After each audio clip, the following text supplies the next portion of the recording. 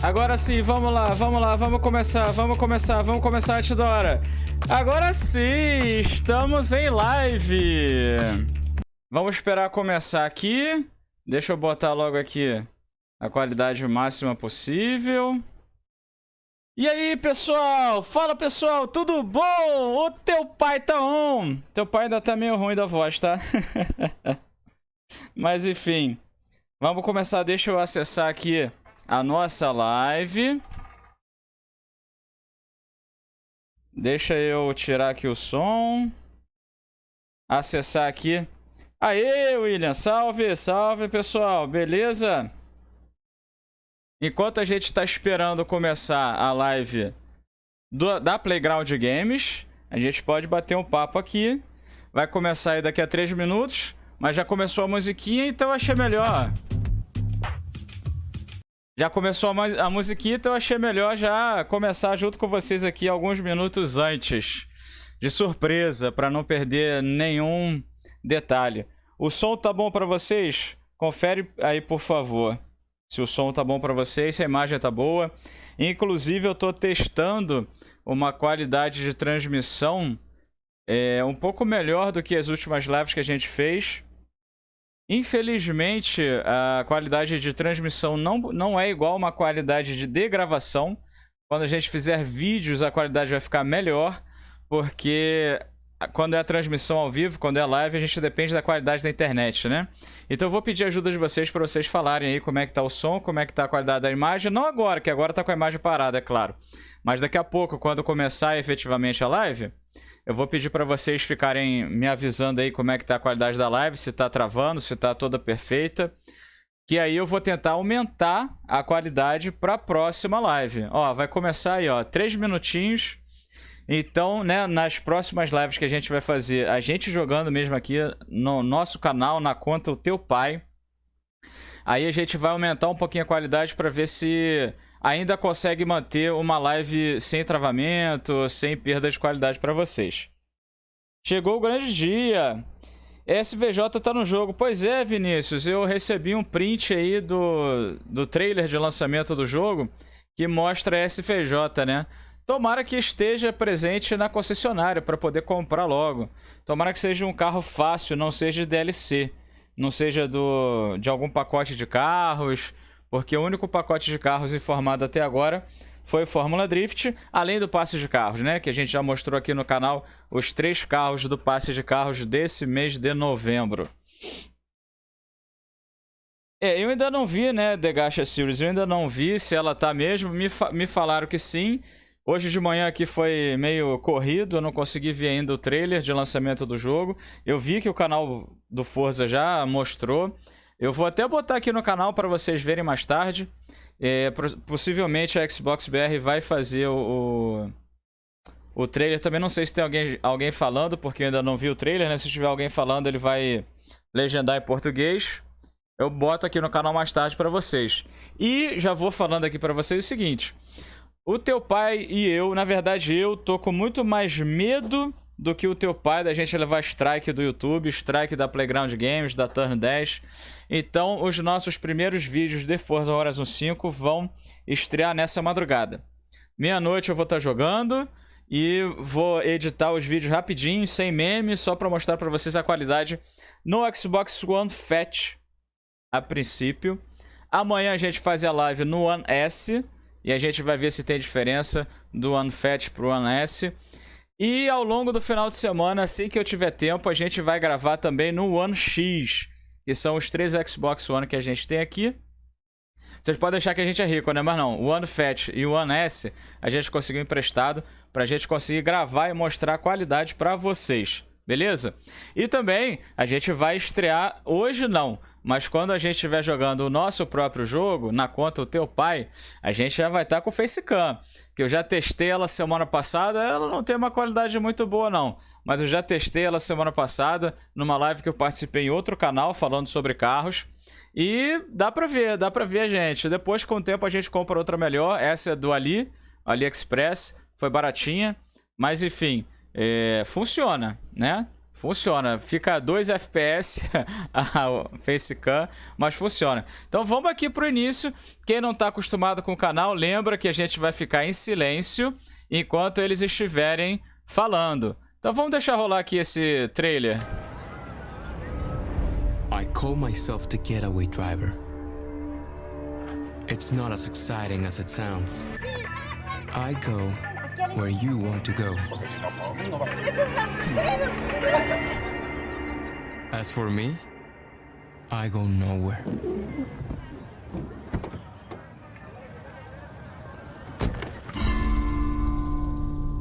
Vámonos. Go!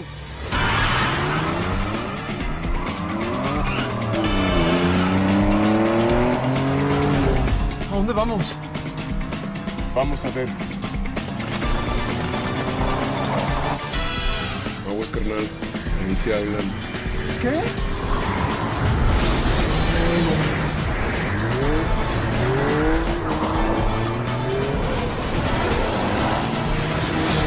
Venga, dale.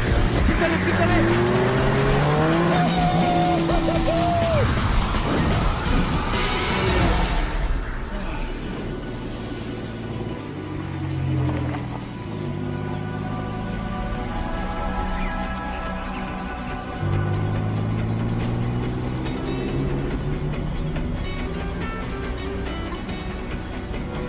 ¿Y ahora qué? Avísame cuando aterricemos.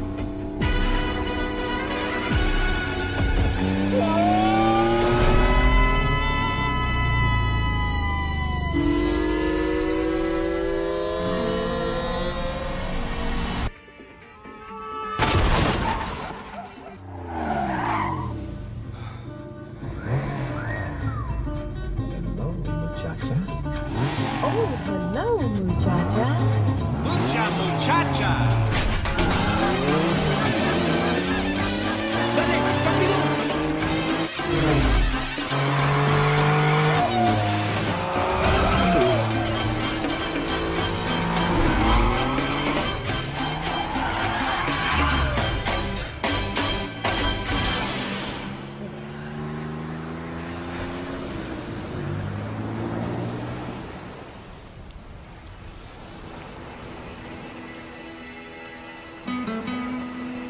I call myself the getaway driver.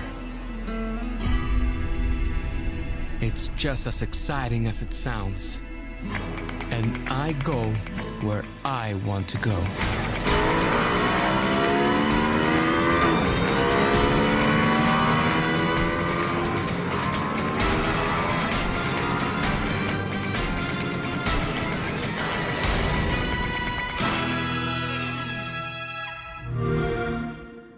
Play it day one with Game Pass. Hello. Welcome to Forza Horizon 5 Unlocked, where it is my absolute honor to sit with you over the next few hours and essentially launch Forza Horizon 5. I'm going to be joined today by a number of Playground Games devs to take you through what they've been up to and their excitement as the game officially launches around the world.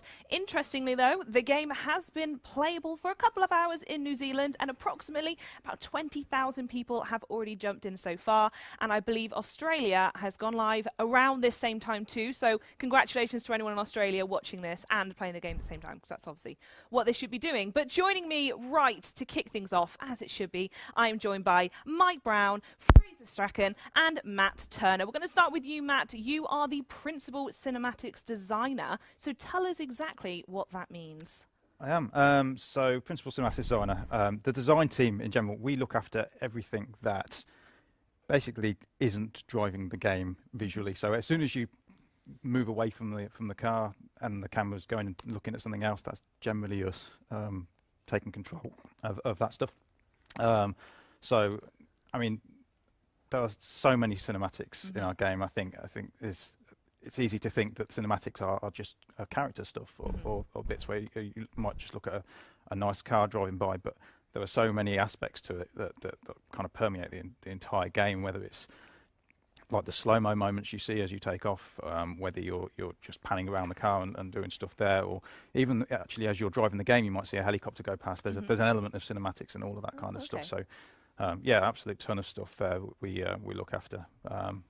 But notably, like the main sort of bread and butter of the cinematics team is generally like the really cool high spectacle moments, particularly like the opening section. Which we will be getting onto, so I'm very excited for that. We're going to move down to you now, Fraser, as well. I know you've been on the show before. If there's anyone who hasn't watched, you are the lead audio designer. What does that mean? It's probably self-explanatory, but what exactly have you been up to? Well, yeah, I mean, it is a little bit self-explanatory in that I lead the audio team and kind of make sure that everything that you hear in the game sounds good.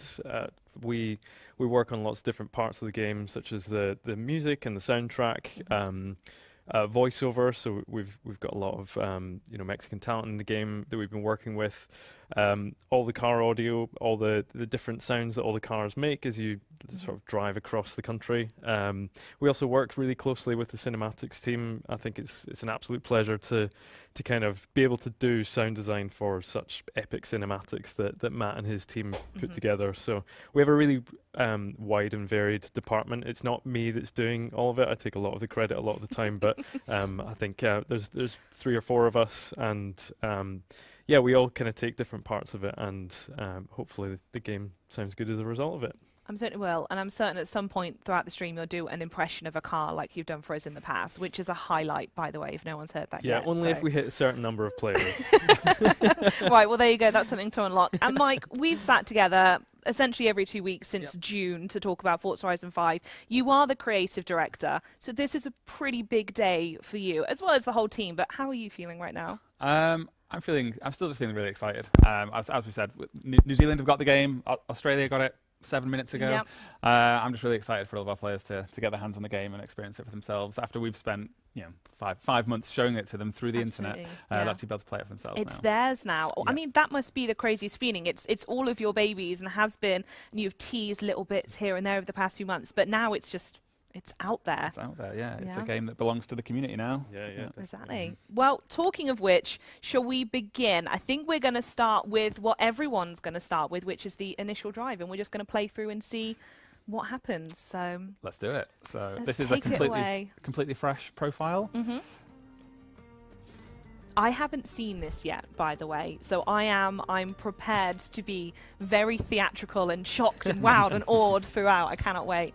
I'm going to put subtitles on for the people at home, so Lovely. we're talking over things, they can still hear. That's a go-to for me as well. I don't know if it's the same for you with any game you play it, or like the subtitles have to go on immediately.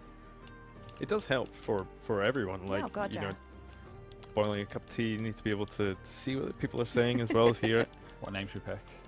I normally go for Nightman. That's I'm Nightman every single time, but I don't know if you guys have any preferences. I'm tempted to go with Brick. Brick. Brick. That'll do. I do like Brick. It's quite harsh and Quite to the harsh, point. isn't it? Quite Yeah. firm. Let's not spend too long on the screen and go with... Bought. No, I think it doesn't need to be bought now, actually. So we're committing go. to this, are we? Yeah, we're going to be bought for the next few hours. So what that is archaic reference. what is this initial drive then? I know we looked at it a few weeks back in another one of those the shows that we've done, but what is the initial drive's purpose? The initial drive is people's first interest in the game. It's where we lay out what the game's about and what you can expect to experience over your next 20 to 30, 40, 50, 100 hours with the game. Before the initial drive, though, is this, which is the opening cinematics of the game, which is the first time we've shown this. Okay. Matt, do you want to talk about it? Yeah, so this is one of the cinematics that generally come in quite late in the production sort of cycle, and really it gives us a chance to really get the visuals really nailed in the game world, because a lot of what we're doing in the opening cinematic is setting up the rest of the game, not just sort of tonally, and I think it's done a brilliant job. Voice actor Abe has been incredible on actually sort of selling that kind of welcoming to Mexico kind of vibe that we're trying to do. But in terms of like the visuals, we really want to try and sort of show maximum variety, like just show the players just how much they're about to be kind of entering into in terms of just world and general spectacle. But there's also a little bit of kind of contextual kind of story elements here. As you'll see here, there's a plane en route to a massive volcano, and lots of other cars will make in the way, but you know, it's trying to kind of all culminate into kind of like what's going on here is in the fact that, you know, we've got sort of 4 big hero cars here that are sort of finally about to kind of end up in the back of this plane. So at least I think for those who have kind of seen the early kind of streams and have seen this car getting yeeted out over a volcano, actually at least understand a little bit of what's going on now. I do have to ask, did any research go into the idea of throwing a car out of a plane? Or were you just like, you know what, it's a video game? I think that's, I just still remember, Mike, you kind of came to us and went, I think we want to throw a car out of a plane. I'm like, great. How do we do What that? a day. Just another day. Yeah, but this particular cinematic was like a real pleasure to work on, but it was a really important one for us to get right in terms of this is like a one-shot cinematic, so you see right from the cargo. A maior decepção do Forza agora. Não dá pra jogar o carro no vulcão. This is all in game. There's no smoke and mirrors here. This is, this game actually does look this good. I think I remember this was one of the first ones that you did, because I think when the initial concept of chucking a car out of a plane is going to land on top of a volcano sounds cool. Yeah. You're all like, how are we going to do that? Yeah, How we on did. earth? Yeah, so I did an initial concept, because not only is it like, we're going out of a plane, we have to figure out the sort of logistics of that, but we're also on the highest point of the map. Not only that, we're higher than the highest point of the map, so there was a little bit of sweating going on, I think.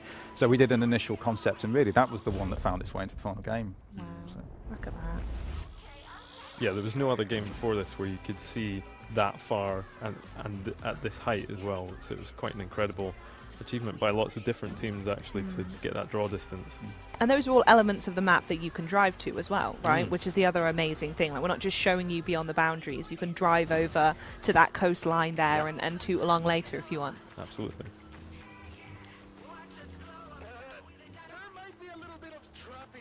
I'm fascinated. This is the problem with these streams, is I always forget that I have to talk and not to go, wow, look at it.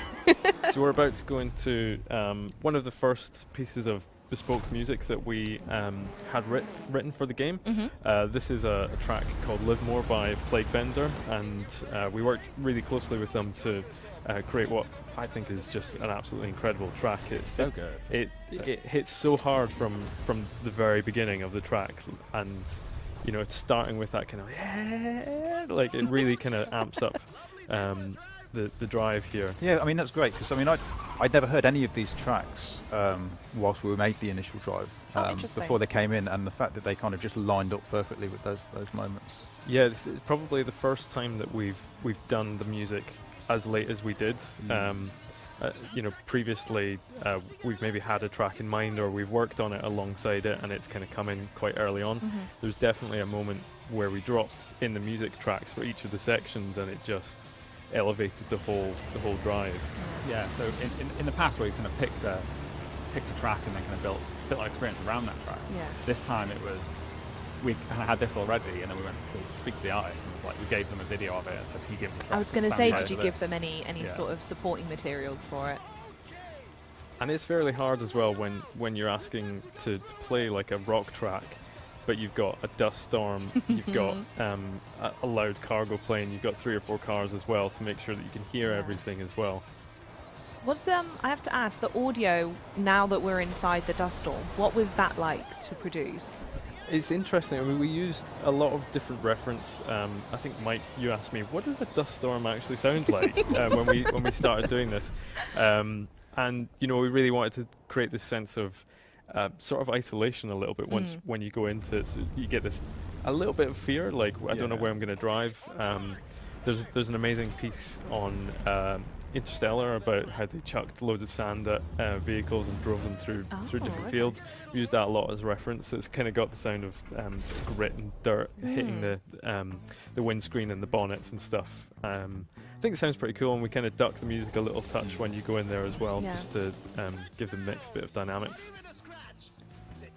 And Yeah, here we it's are. one of those where before researching it, I didn't know if it had like it would behave like snow, or it has kind of a muting effect of like just like it's always eerily quiet, isn't it, when there's a lot of snow, but it's Well, the problem was that you released this at the exact same time as Dune, so you can even use that as a reference after the fact to see how they did it, right?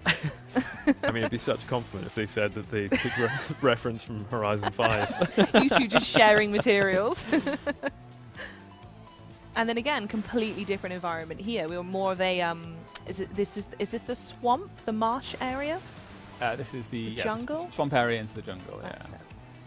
I think this is my favourite section because it just feels so different to what you were just driving in.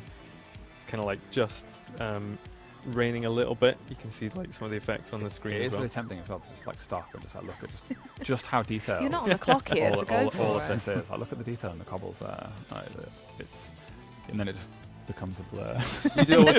You do always think you're going to break the experience by stopping in these events, but you can just take as long as you want to drive this if you want. Does mean that You've missed that. Ramiro's probably going to beat you to the location in the plane, that's but fine. No, it's not. He's waiting. there he is. Just been circling for a few hours. I know how he works. The magic of video games.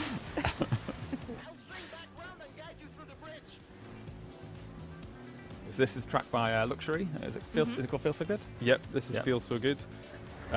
This one, it's got such a bass-heavy riff to it, which is kind of hard not to bite your lip to, but you really tried to elevate the track so it felt quite euphoric as well.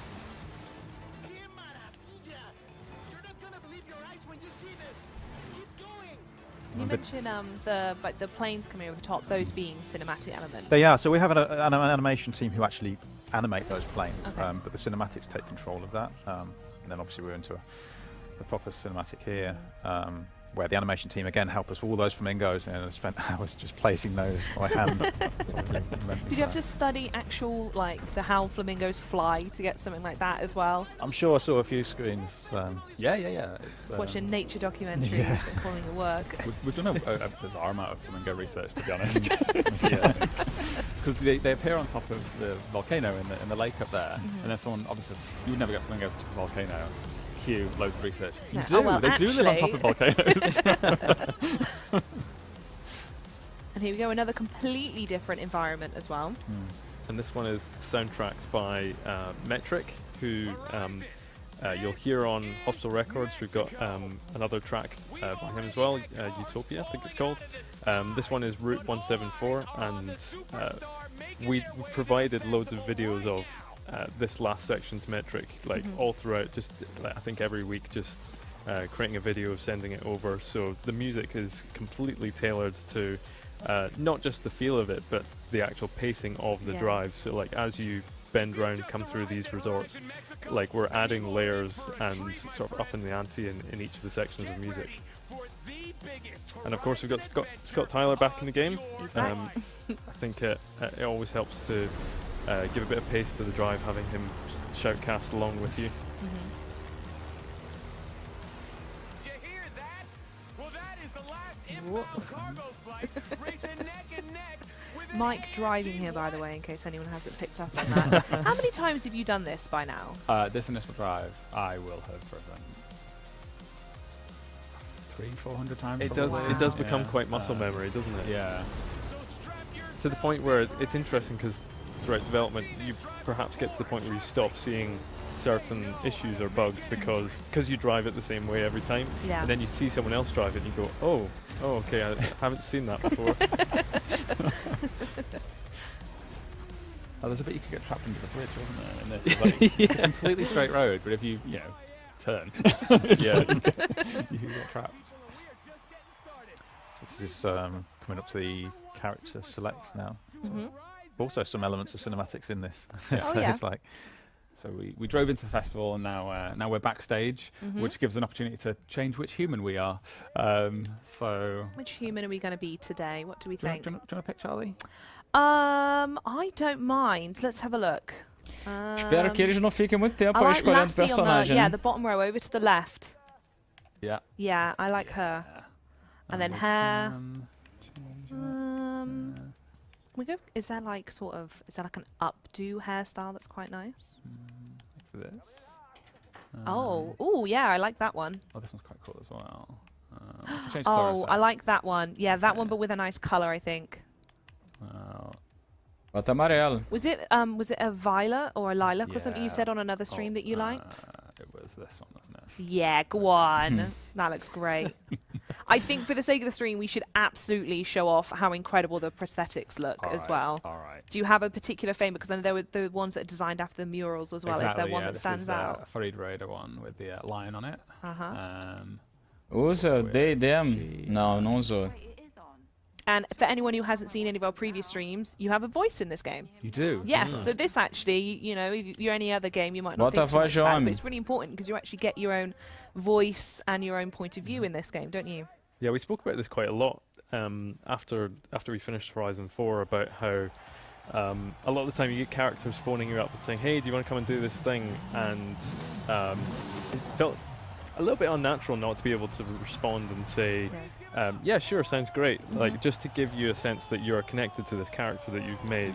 And I think, although we kind of just spread it a little bit thinly throughout the world just to make sure that you connect to the character, I think it really makes a big difference to make you feel like your choices are meaningful. Yeah, I think first time you see this cinematic coming up, this was the first time we're actually going to give our character a voice. So I think it was important to kind of to have them like in this cinematic.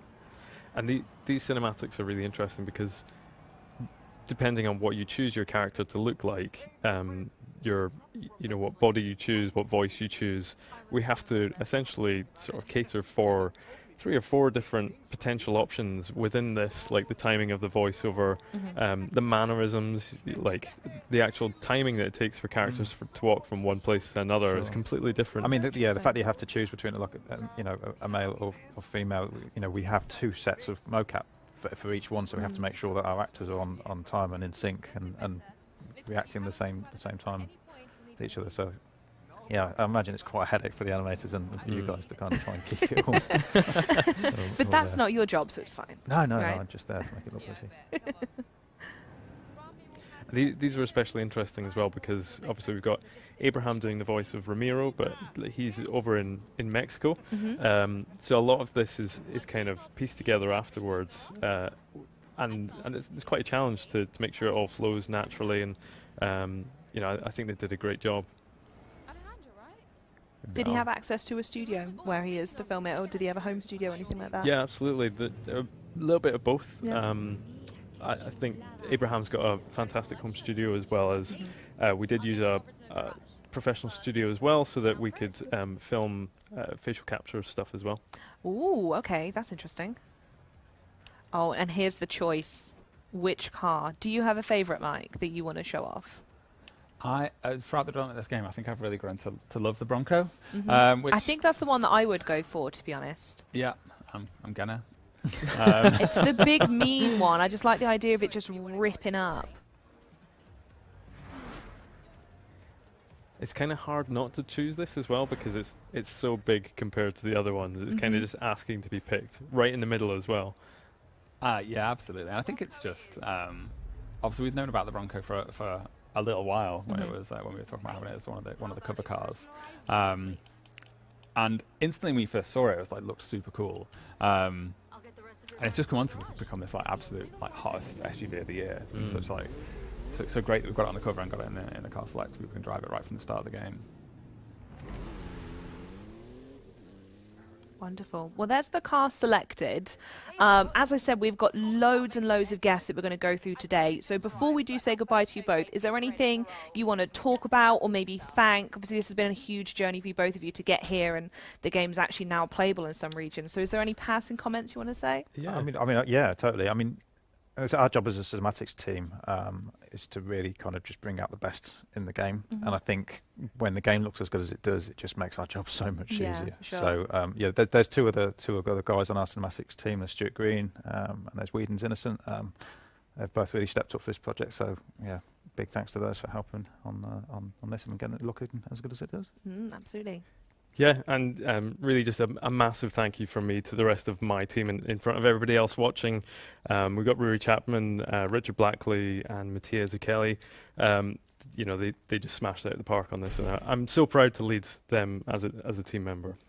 Wonderful. Well, me and Mike are going to crack on, and we're going to choose what we're going to do next. Right. But thank you so much for joining us to launch the stream. We're going to have a couple new guests in just a moment. I'll introduce them when they come in, but we will distract from the change by playing the game. So what are we going to do now then, Mike? Well, next up, we're going to do this showcase event. Okay. So while we're getting on our next guests, Mais coisa let's velha. grab a look.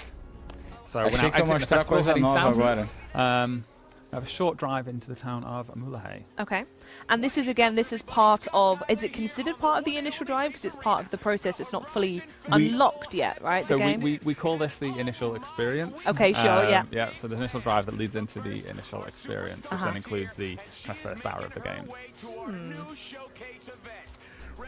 And where is it where you said we're driving to? So, yeah, heading straight south from the festival, which takes us to this lovely little, like, traditional Mexican town of Mulahay, which is a real place in Mexico.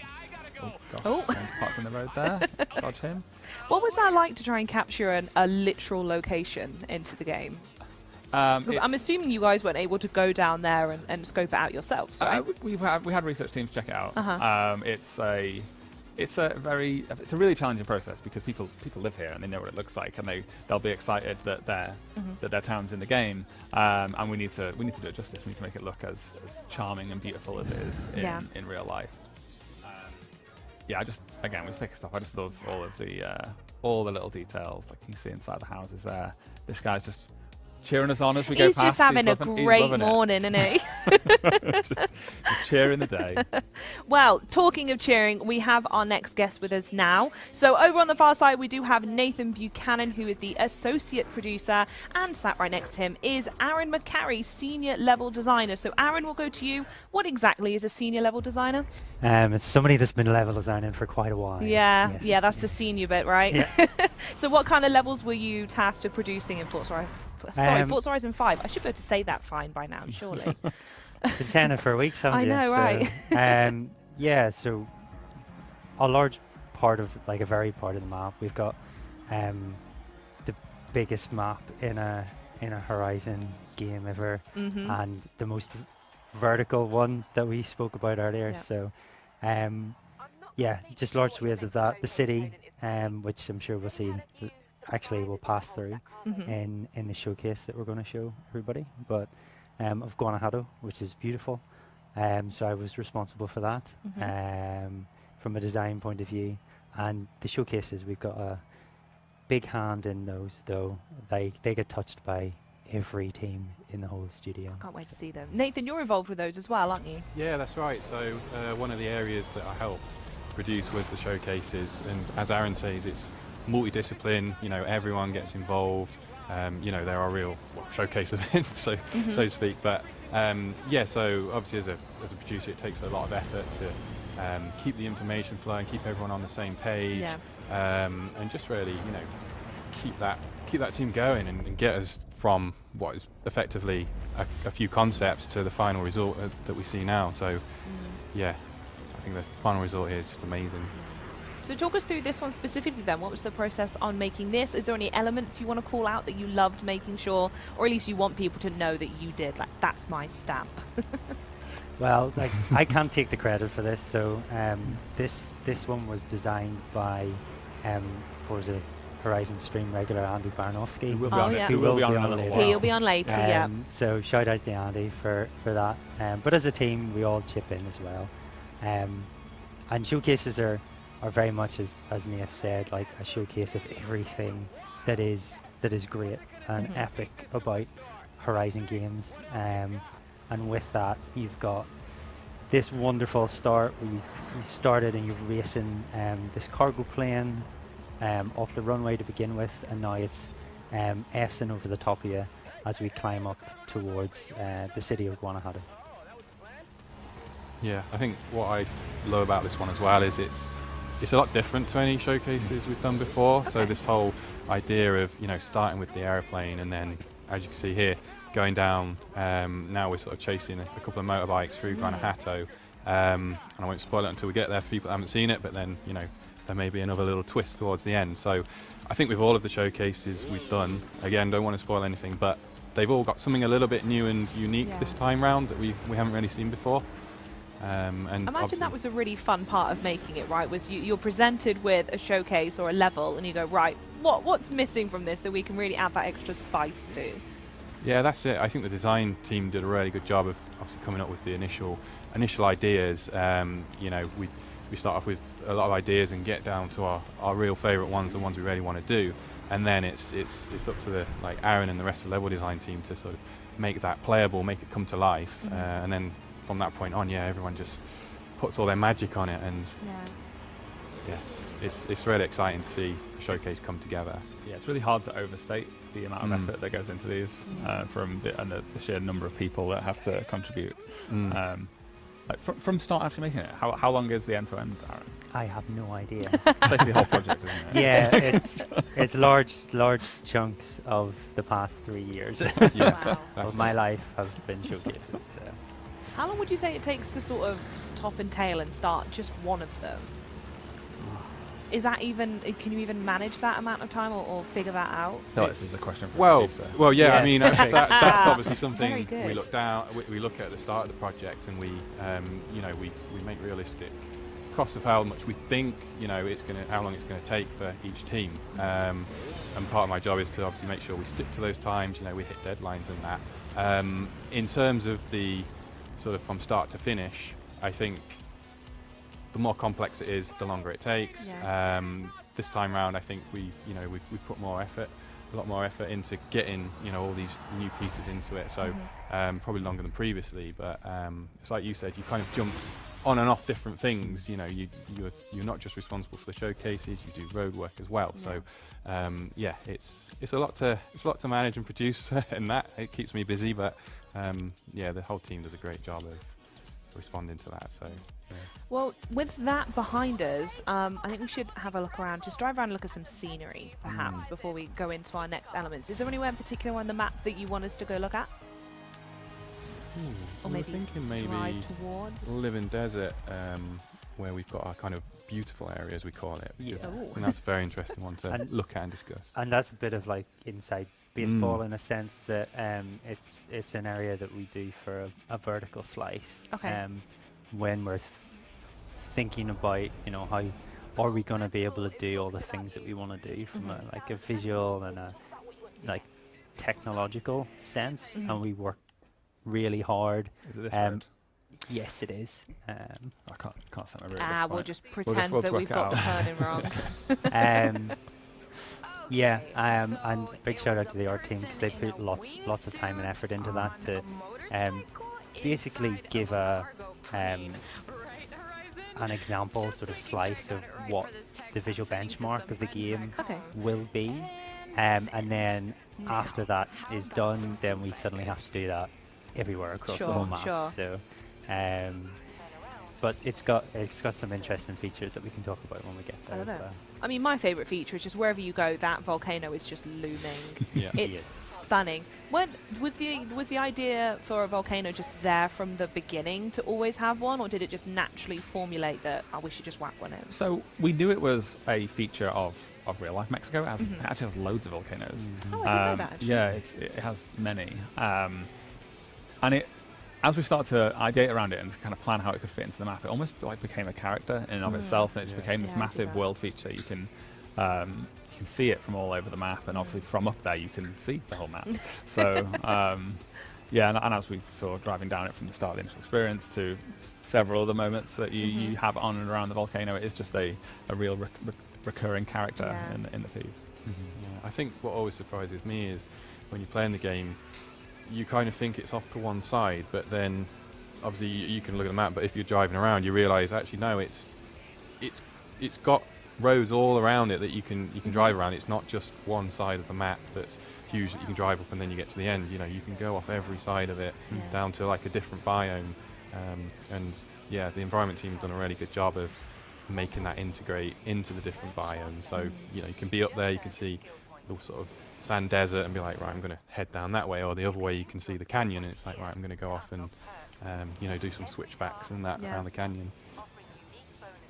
Right, where are we heading, chaps? Because I don't know if we want to go into the dust storm. I think the dust storms may. The dust storm's turning up exactly where we want it to not be.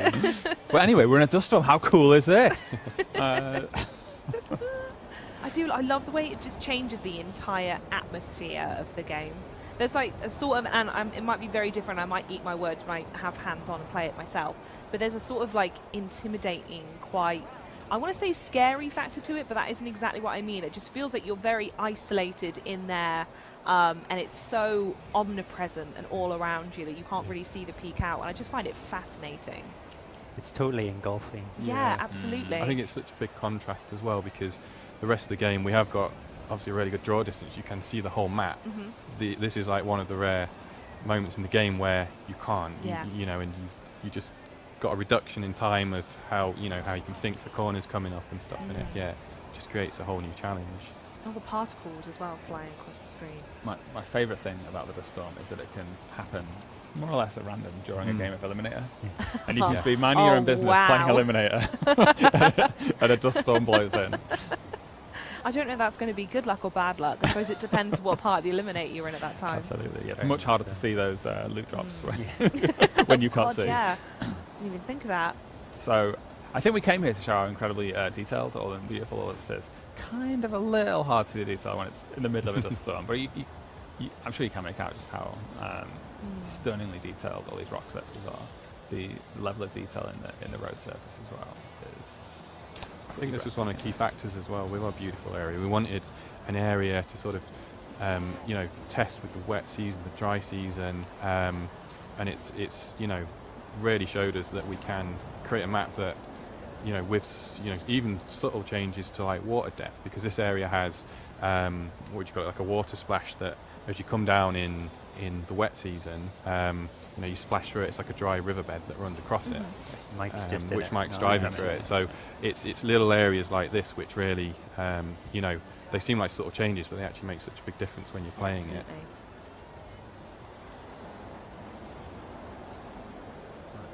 We're actually going to focus on to the point. Well, I was going to, for the benefit of the viewers at home, I thought I'll exit the dust storm and we can see what that experience is like. Really, it just blocks all view, doesn't it? You're fully in the dust storm. There's no other way around it until there we go. That magnificent fade, and you get that gorgeous sky back as well. I think that was one of my favourite streams that we've done, was learning about I'm going to say it correctly, is it photogrammetry, and the 12K sky. Yeah. I'm trying to make sure I'm remembering properly now. It's been months, but I also can't believe how quickly this has gone. But look at that sky; it's absolutely stunning. This is a really beautiful time of day as well. Just to feel so hot and holiday-like, doesn't it? Yeah, absolutely. Yeah. But then you turn to the right and there's a massive dust storm there. Less holiday-like. It's a quick go back to the hotel room. Yeah, just a little bit. Close all the doors and windows. Maybe use the indoor pool today. I think we had an amazing experience playing multiplayer the other day when the sky sort of it went to night time, and you got a real nice sort of pink sunset and that, and everyone in our chat was like commenting like, oh, look at the sky kind of thing, and it's like, because it does sync up with the other players, it's just amazing to share that sort of beauty all together. And it's just What's it been like to play with other people? I mean, it's been internal for so long, but now you mentioned you've had multiplayer sessions and you've been able to play with actual people. What's that been like? Yeah, it's been exciting. It's been fun. It's been nerve-wracking. It's been all of it, but it's went really well. Yeah. And everybody that has played it from outside the studio, getting a taster of multiplayer, they've seemed to really enjoy the experience. Wonderful. Yeah. You organised an Eliminator session yesterday. That's it. Yeah, we got an Eliminator session going last night, and again, it was just great to see so many.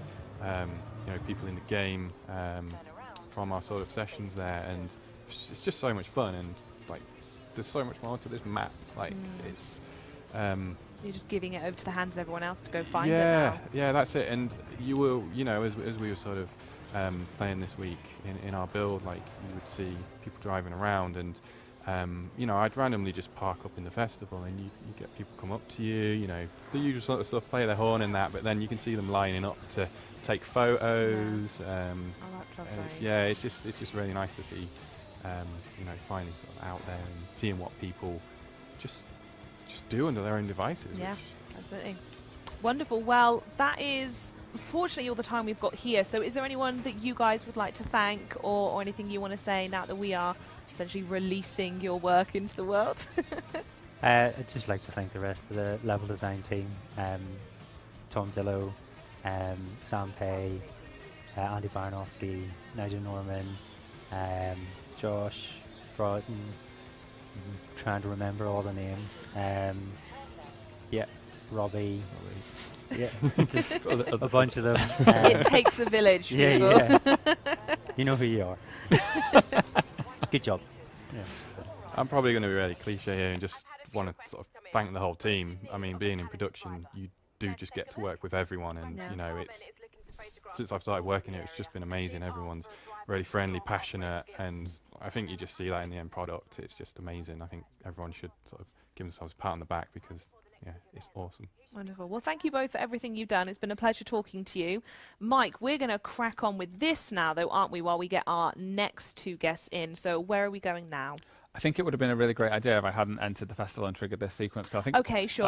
So let's how's your day going so far? I mean, it's not too bad. I won't lie. All I can think about, and this is a compliment to you and the team. I promise you. I can't wait to leave and go play it.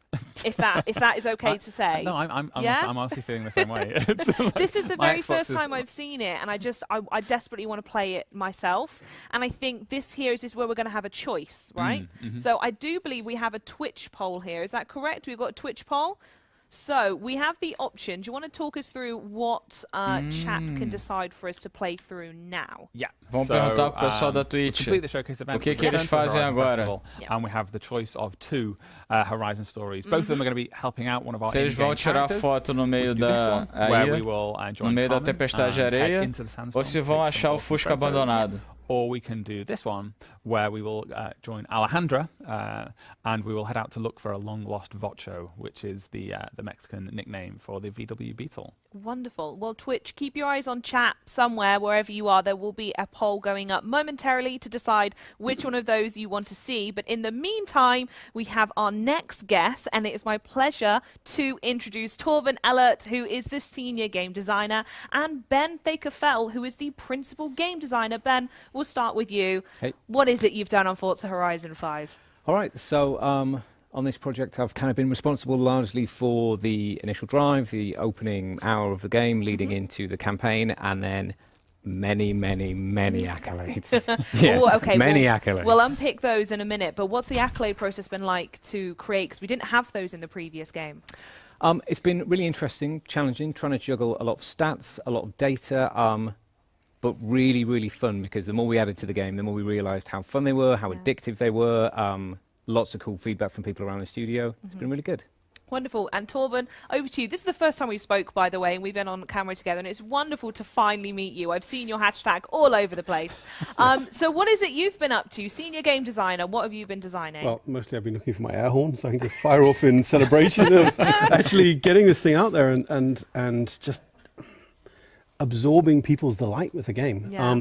But what I actually do on the project, mostly Horizon stories, some development of the characters that we encounter in the game, working with narrative very closely with Ben and Mike to kind of explore the culture of Mexico and discover how we could tell the stories that country has to offer in a way that would just fit Horizon and be fun and cool and respectful.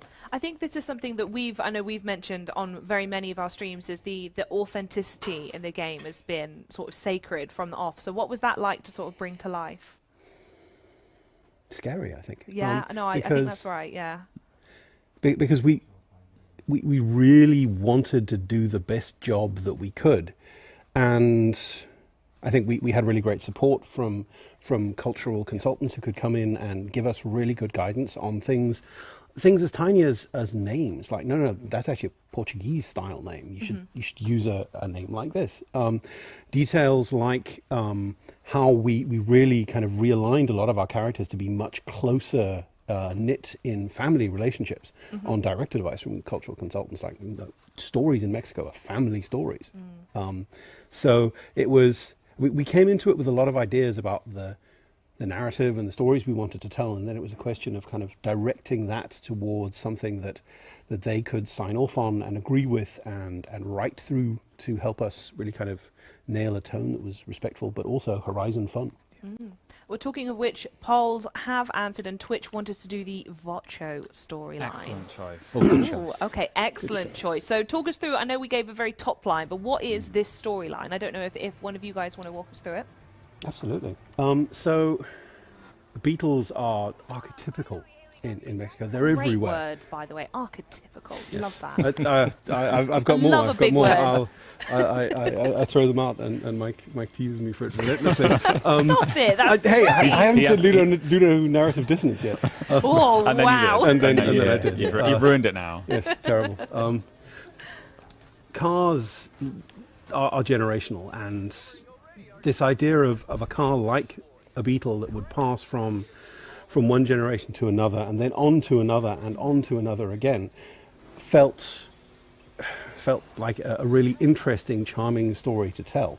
And it gave us an opportunity to take the barn find feature and kind of see what we could do with the kind of larger story of what this car had done, what its previous owners had done. The narrative is one of the characters at the festival. Alejandra is a real gearhead. She's the ambassador for the auto show and upgrades in the garage as well. And she has, as we'll see in the story, gotten an old photo that suggests where her great-grandfather's old car might have been lost up in the hills. And we come in to go and find that car, drive off and go looking for it. It's and there's so many stories that we can tell about how we built this, even aside from what the narrative in it is, and maybe not speak to that so people can experience it on their own. But I mean, this story initially took place in the jungle, close to where the jungle expedition is, and we moved it because it was kind of colliding with that same space. So moved it up into the hills here, where we fortunately had space to put a barn to go off and drive to. And while the basic nature of the story didn't change, one of the things that's really great and sometimes a little frustrating with game design is you go into something with a great idea of what will work, and then you play it on the sticks and you realize this road could be better, or this direction could be better, or we've seen so much of this sky, can we see a different sky in the initial experience? I'm sure Ben can talk a lot to that. Huge amount of change, kind of iteration. We end up in a situation where you're playing the game daily, multiple times a day, constantly kind of trying to improve everything. And I think it's fair to say occasionally you'll hit points that you actually have to sit down and go, do we need to make big change here? Change that's quite scary, change that involves a large amount of work, but change that will be successful. And I think Torben touching on an entire location of a story moving is like a good example of a big change. It might be easy to say, let's just polish what we've got here, where it currently is, and make it a little bit better. But actually, if you take a step back and you look at the game from a kind of higher level, you'll probably spend yourself more time in the long run doing that, because you're going to revisit it anyway, and you're going to say, no, we should have moved it. How long did we spend polishing it? About a week. Well, there's a week we've lost. Yeah, for sure. So yeah, that's kind of what we go through in the initial experience. I think it's really, really nice that we've got a story here as well early on. Not only is it a phenomenal piece of gameplay, and I think the characters are fantastic, and I'm talking over one of my favourite cutscenes because the car looks astounding. I mean, you can't get much more iconic than a Vocho in Mexico. But it's nice to move away from what we've done maybe previously, or what we've kind of considered a few times, which is stunning, bombastic, initial drive, arrive at the festival, what should we do? Oh, we'll do a few races. And we'll put the player in these kind of circuit events and stuff like that. And I actually think doing different things, like jumping into an amazing showcase and then introducing them to characters and doing kind of story gameplay, it really shows the breadth that Forza Horizon 5's got and helps push it out a little bit. I love this. I also think it backs up, I mean, based on some of the reviews that we've seen that have gone live today, which, by the way, are incredible, but completely, I mean, for me, expected. Like, it was always going to do so well. The thing that I've seen loads of people saying is that, Forza Horizon 5 has done really well to place itself as an open-world game with races rather than just a racing game. And I think you're absolutely right in the way that the stories have built that idea around it. Yeah, stories are a really good example of the sort of gameplay that you would maybe expect in an open world game, but you wouldn't expect in a racing game. And so it's the right fit for us, and that's why we're really keen to kind of lean into them. We always had faith in Horizon stories. We always kind of believed in them and what they could deliver and stuff like that. So so we're really, really happy with this, and really confident to put it right at the start of the game. Yeah, absolutely. And this here is one of the things that we developed as we were working on the story. Just like a little bit of the drive where you play it and you think we're missing a beat there. Can we do something? Just stick a ramp in. You just stick a ramp in and Yeah, call why it not? Roadworks with a ramp on. Why Horizon Fun? It's Don't read too much into it, folks. Suspend your Exactly. disbelief. There's a ramp there. Just Horizon things. Yeah, exactly. There are signs on the ramp saying, don't take this ramp, though. I'm But- sure, you know. I would love if there was a way for you to see sort of like, other games that have choices. Not sure if I can say them out loud, but I'm sure we all know what I mean. If there's a way of measuring the amount of players who actually read those signs and went round the ramp, I'd be fascinated by that statistic. But I also don't think the think type that- of people who play this, I don't think they're going to miss a ramp. I think that statistic is probably quite close to zero. Yeah, and thank God for it as well. Yes. Well, there we go. Vocho is done. So this is the first chapter of the story. It's actually one of the stories with most things to do in it. Okay. One of the features that we added to Horizon Stories this time up is as you play through the chapters, you will sometimes be asked to make a choice about what you're going to do next. Yeah. Sometimes that's, are you going to let someone win in a race or not? Are you going to do a stunt on the beach? Or are you going to do it at the airstrip or something like that? Yep. But because one of the themes with the Beetle is just how flexible a car it is, all of the different things that it could do, basically the bulk of this story is Alejandro coming to you with like, so I read that he did some gymkhana in it, talking about her great-grandfather, but he also did some rallying gymkhana. Which do you want to do? Yeah. Obviously you can do all of it, Yeah. but the story has like a golden line that will carry you through that content all the way to the end. And it's kind of a point where we developed the feature from the previous game, because in 4 we could see that people binged the content. They would play a chapter and then the next one and the next one and the next one, and looking at loading screens, perhaps not the most fun thing that you could do. Whereas when you complete a chapter of a Horizon story, the next one will appear somewhere else in the world and you'll be called forward to get it. Yeah. And kind of I love our that secret change. I hope think is that's you'll great. get distracted on the way and end up Yeah. doing something else. It's fun as well. Absolutely. And then throughout all of these as well, as you mentioned before, is the accolade system, Yeah. which is brand new, and the stories feed into those as well, don't they? Yep. Yeah. I mean, everything feeds into accolades, but what you've just done will be recognised and kind of shown in the accolade screens later on as you play through the game. As it stands right now, it's a kind of smaller, this is the very beginning, like single category that you get to look at and work towards to push you through the campaign. Ooh. Just a spin. Yeah. Just a cheeky I'm little excited to see wheel what spin. you've Go got. for it. Oh, That is nice. epic. It is nice. Well done. You'd think we'd Well, fake have that. I mean, All for what it's live. worth, I still get excited with every wheel spin at home. Oh, always. The best ones are the super wheel spins. Yes. Yeah, I'm gonna very good. drive Are you going to it. use it? I'm going to drive it in this scramble. It is not a recommended car. This is risky. this is Mike Brown does not care about the recommendations. I like You ready to driving leave this Mustangs. office? No, He does actually. Yeah, it's true. It's true. This is accurate. I will regret not going and putting some upgrades on this first. But, Yeah. Curtiu, All right, Mustangão, and I hein? will touch quickly back upon accolades while Mike is Yeah. either spinning on the spot or slowly going sideways to last place. So yeah, accolades, very high level, and we covered this in a really cool Let's Go stream a while ago, but the very high level kind of idea is it's a load, thousands really, of bite-sized mini challenges that cover kind of all facets of gameplay that we've got on offer, from racing to PR stunts, discovery, painting, tuning, stories, as we've just discussed. Yep. Lots and lots of multiplayer, cooperative stuff, things like that.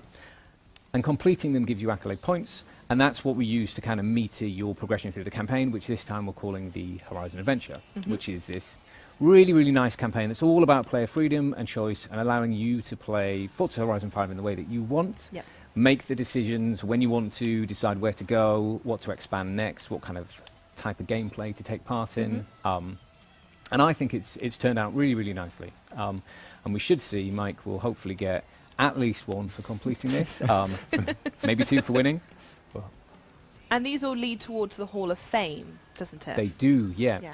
Your final goal is to land yourself in the Hall of Fame, which gives you a few kind of extra pieces of content, like you get to take part in kind of more difficult events that give extra rewards. And we have a Hall of Fame category of accolades that also opens up the kind of last category that you've got with some really, really tricky accolades in there to get. They should be a lot of fun for people with some really, really cool rewards.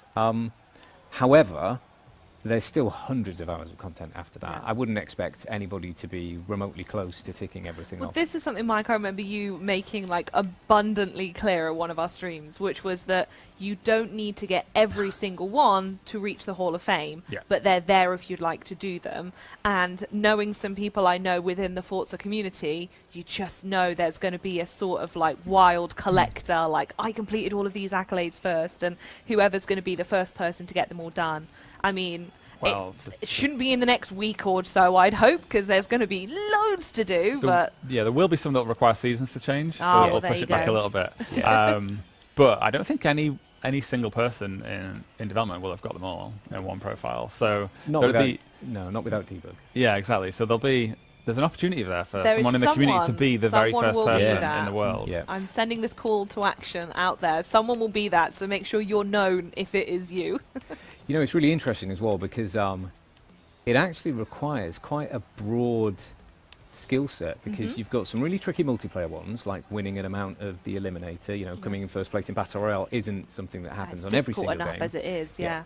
I mean, I win a lot, but, you know, not everybody does. All right. But then we've got things like playing with certain difficulty assists on, like turning the game to kind of unbeatable and stuff like that, which is really, really tough now, as well as the really creative accolades for, you know, using Event Lab and painting cars and things. So it is a very broad skill set. It's going to be interesting. I believe there is a photography category as well, isn't there? There is, yep. Which covers things like capturing hundreds of cars, but as well as making sure that the photos that you take are liked and kind of rated by the community. And that you can't just sit down and grind. Yeah, that needs to happen organically. Which, by the way, if there is any achievement hunters out there, that I believe there's an achievement to take a picture of 200 cars, so it's worth doing that, you know, accolade aside, but to ramp up your gamer score a little bit, definitely look into doing that. How are you doing? You're in first. Yeah, I'm in first. This is easy. I don't know why these guys were doubting that. Yeah, fair enough. I'll give you that. Minor damage on the near side tailgate. This circuit though is amazing. I mean, I've seen it every time we reviewed the initial experience because we often did this one, but just that transition between surfaces and light and wet surfaces, dry surfaces, it's a pleasure to drive. The horizon line as well. I know I don't know if there's a technical term for this in game development, but it constantly changes. So sometimes you've got hills right next to you, sometimes they're in the distance, and it's just the game just opens up and closes, and it's amazing how much variety there is in such a small space. Yeah, it's a really, really cool part of the world where you are right now on the kind of fringes. You advertised right on the last lap as well. You're going to use the feature, or are you just going to? I'm going to make it because unfortunately, me doing a 3-point turn to get straight again blocked me from overtaking it. Got away with that one. Yeah, I was saying it's right in the fringes of the living desert, just kind of next to the jungle. But what that means is you do get that lovely change of like dense jungle in the distance, but then it kind of opens up to be a bit flatter, seeing all the way out to the east coast. And then you're driving through all these properties as well, which all have such character as well. Oh, I know. It looks like an absolutely gorgeous place to be. Torben, I don't know if you can share much on. You mentioned about the bringing cultural elements of the game together. What it was like to drive amongst, you know, flora and fauna as well as development properties, and they all have their own character. What was it like to bring those together? So the trick with a game like this, right, is it's a distilled version of the real place. And I mean, our art teams consume video of the locations, and I think the real proof of that is when people who are Mexican, who live there, who know the place, when they look at it and they say, oh, that's Guanajuato, or that's Mulegé, or that's what it looks like. It's like, not really, but it feels like that's what it looks like. I'd imagine that's one of those, I know we mentioned at the start of the stream that, you know, New Zealand and Australia were playing. I imagine Mexico is probably a really important region for you to see when that unlocks what the reaction's going to be. Yeah, definitely. And that's something that's actually really close to us, because having previous game being set in Britain, we kind of know what it's like. It's lovely to drive around a game and recognise parts of it. And you do actually feel very proud when someone represents an area that you live in a way that makes you go like, that's really cool, I want other people to see this. So yeah, I'm really pleased. Wonderful. Well, thank you both for your time today. As I've done so far, is there anyone you want to thank, or is there any messages you want to pass on now that we are releasing the game? I think it's a cliche, but I would like to thank everyone on the dev team, everyone involved with Playground and Microsoft. I absolutely love what we've made. I can't wait for players to get their hands on it. I'd also like to thank my wife Bev and my son Dylan for putting up with me when it gets difficult and stressful, because making a game can be quite tough. Indeed. So yeah. Wonderful. Torben? It's a cliche too, but the incredible passion of players desperately trying to work out how soon they can get their hands on it. The ability to play it is just, it's inspiring. It's the reason why we make it, because they love it. Wonderful. Well, thank you so much, both of you, for your time. Mike, what are we going to do now while we wait for the next guest to join us? You seem to be in a thicket at the moment.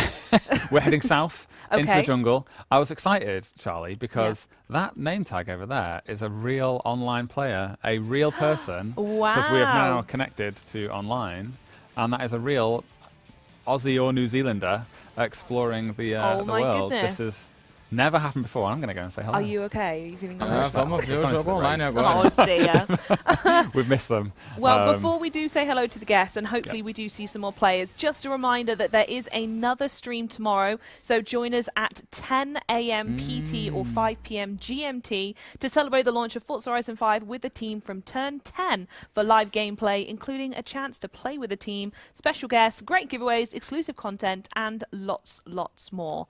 I will meet you there, okay? It's going to be a very, very good one.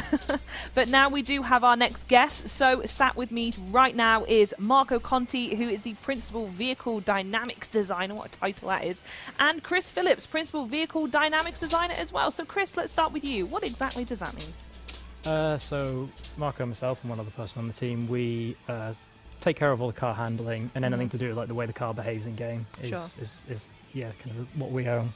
Yeah. So I imagine your role, not to like lay it on thick or anything, but this is you guys are the ones that the players are really looking for, what you guys have achieved in the game. Is that correct? Yeah. No, take the credit, guys. Take the credit. So like say for example, this car that we've got here.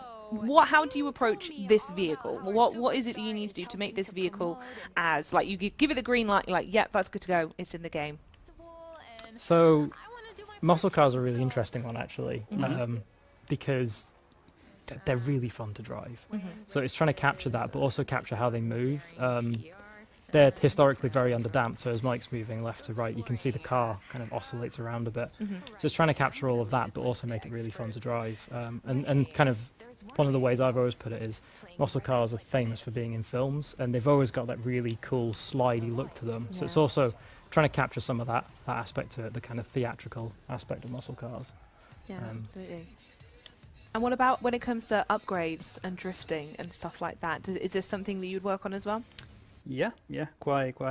When we start basically planning the handling model for a new title, specifically this one, I think we thought a lot about like, okay, it's not just about how the car is stopped, but how it's going to perform, how it's going to behave with all the upgrades, and we want to experiment a lot in terms of we give more freedom to the players to actually transform their cars the way they love to drive, not just pretty much in line wise the car is stock, just more power. And I think like the addition we were talking before with the new drift tires, it kind of captured that mentality that we would really want to let the players like do whatever you want with the car. Yeah. Put rally tires on it, ride suspension, drift suspension, whatever you feel like, and go enjoy the game. Well, is there anything you would like us to go do now, actually, on that point? Is there any particular bit you want to show off? I think you should talk about the off-road score, Marco. Yes, we should. So I think the off-road score, I think, is an idea that actually started quite earlier on in this project. And at the beginning, it was kind of funny, like, okay, what should we capture in that score? Because there's many aspects in vehicle dynamics that should be considered when it comes to like capturing everything in a score. And I think we went to town with it. We just, rather than say, okay, we're going to do this, no, just do everything. Just everything, yeah. So just remind me. So we're going to look at the suspension geometry kinematic swipe of the camber, like in correlation with the contact patch, as well as the damper. So we actually simulating the suspension of the car and basically measuring how well and composed the car will react based on certain parameters of test. We look, of course, at the traction capability of the car off-road, as well as the lateral capacity of the car off-road. And also, we do something very interesting, like the roll stiffness of the car, so it just captures the articulation of the vehicle that can do off-road.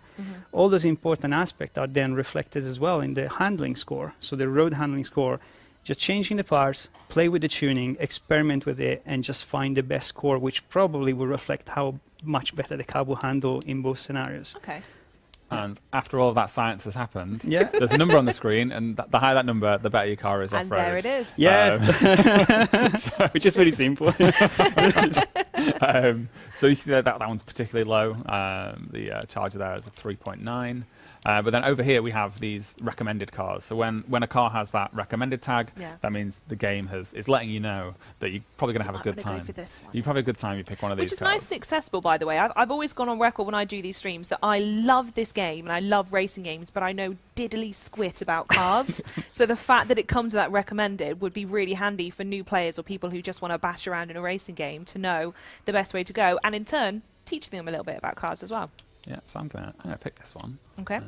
Any particular reason why you went for that one? Because we've already driven around in a Bronco a bit, Fair enough. and even though the Bronco had a higher off-road score, I felt like we've overexposed the Bronco, so instead we'll go for the Lancer, which is one of the welcome pack cars, which people don't Oh, get. lovely. So make sure that I think people can download that from day one, right? Correct. If you get the game today, then you've got the premium edition, so you've already got this. This is Okay, included wonderful. with it. Otherwise, I'm not sure how much it costs. It's some low high value price. And because it's on Game Pass, I believe there'll be a 10% discount as well. That's right. That's right. Hell yeah, smashed it. My question that I want to know is, with everything that you do around handling cars and making sure that they feel the best that they feel, how do you approach it when elements of the game is event lab or throwing the car around things that aren't realistic? How do you tackle that? Want to pick this up, Chris? That's a great question. Thank you. Charlie. It is a great question. Thank you. So we've said quite a lot. Our car handling is based on reality. Underneath it all, there is actually a real physics simulation going on. But in video games, physics is what you want it to be. Yeah. So, for example, big jumps, we can just decide how much force goes into the car from a big jump. Because in reality, you do a danger sign, the car's going to fold in two. So we can just say, don't put that much force into the car. So a lot of it is just looking at how to manipulate forces and deciding how much the car's actually going to experience to make it fun. I'd love to know, has there been an element in testing where, the sort of like debugging process where things have gone completely wrong and you've had some really funny bloopers come out? I always find that side of game development just amazing, when things go catastrophically wrong but it has comedic effects. Oh yeah, we have many laughs. With that. Yeah. I think it's the most enjoyable part of the project. Yeah, it must be. There was a bug one time, Charlie, where I think 300,000 trees somehow relocated themselves from the rainforest to the world origin. So they basically all had their coordinate set as 000. Okay. Which is bad enough. But because there were so many assets in one specific location in the world, if you looked at it, it would crash the game. So you could be driving around in the north of the map, not realizing there were no trees in the rainforest, but then look at the origin, it just crashed. Well, they did this looming like pyramid or like spiral of them appearing. Amazing. Yeah. Something you remind me, Charlie, about what we do, like even like dealing with very arcadey scenario, like big jumps and stuff like that. I think we spent quite a lot of time investing on suspension model this time around, and some of Chris, I know you love this, the off-road handling is particularly improved, particularly for something to do with bump stuff, Chris, isn't it? Well, yeah, so coming to Mexico is the home of Baja, and we really want to overhaul all of our off-roaders this time. And it's something through every title we've been working on it, and I think this time we're really at the point where we're doing a full real simulation of an off-roader's suspension. So that's something called bypass shocks. So the suspension is, I'd say, the most complicated suspension in the world on a trophy truck. Yeah. It has to deal with suspension velocities way beyond anything you'd see on a racetrack. And we're now simulating that, so there's now 3 different speeds of damping going on. And as you go through the travel, the damping rate changes based on that as well. And on top of that, we've brought in an entirely new bump stop system as well. So when you've run out of travel, there's like an extra spring and damper there to help compose the car. Some cars have really good ones, some cars not so much. And on the trophy trucks, they're phenomenal. So you can take huge jumps and they just carry on Wow. as if nothing happened. But you take the same jump in, say, Ferrari FXXK, it's not going to take it as well. It's going to bounce around a bit when it lands. Sure. Are there any cars that really stand out to you, and each of you personally, that is just like a wonder to drive, and you think you've really actually nailed your job on it? So I'm really in love with old cars. So my favorite class cars is probably from the 70s and 80s in B class. So Okay. what about you, Chris? But I really probably the Corvette Stingray. Okay, yeah. The I always liked that 1967. one. That's my car. Yeah. Definitely my car. Doesn't handle well, which is not in the recommended feature. Fair enough. You just like old cars on old tires with lots of power. Yeah, and traction control off it. Yeah. For me, it's like I have a set of go-to cars, and there is a bit of that. Like my go-to car for testing drifting is the Cadillac CTS-V sedan. You know that well. It's very good at sliding. Yeah. Love old stuff. I really like driving some of the old race cars, like the Porsche 917. Yeah, I don't really have a favourite. I think at the moment my gameplay, my playthroughs, I'm using a lot of Porsches. I think You the like feeling Porsches? of rear engine is really good in this game. Yeah, that's something that's particularly improved. You're right. You remind me as well, like Formula Drift cars. They've had a huge change as well. Formula Drift cars now, I love them. Even last week, I spent a good day at work, Mike. Work.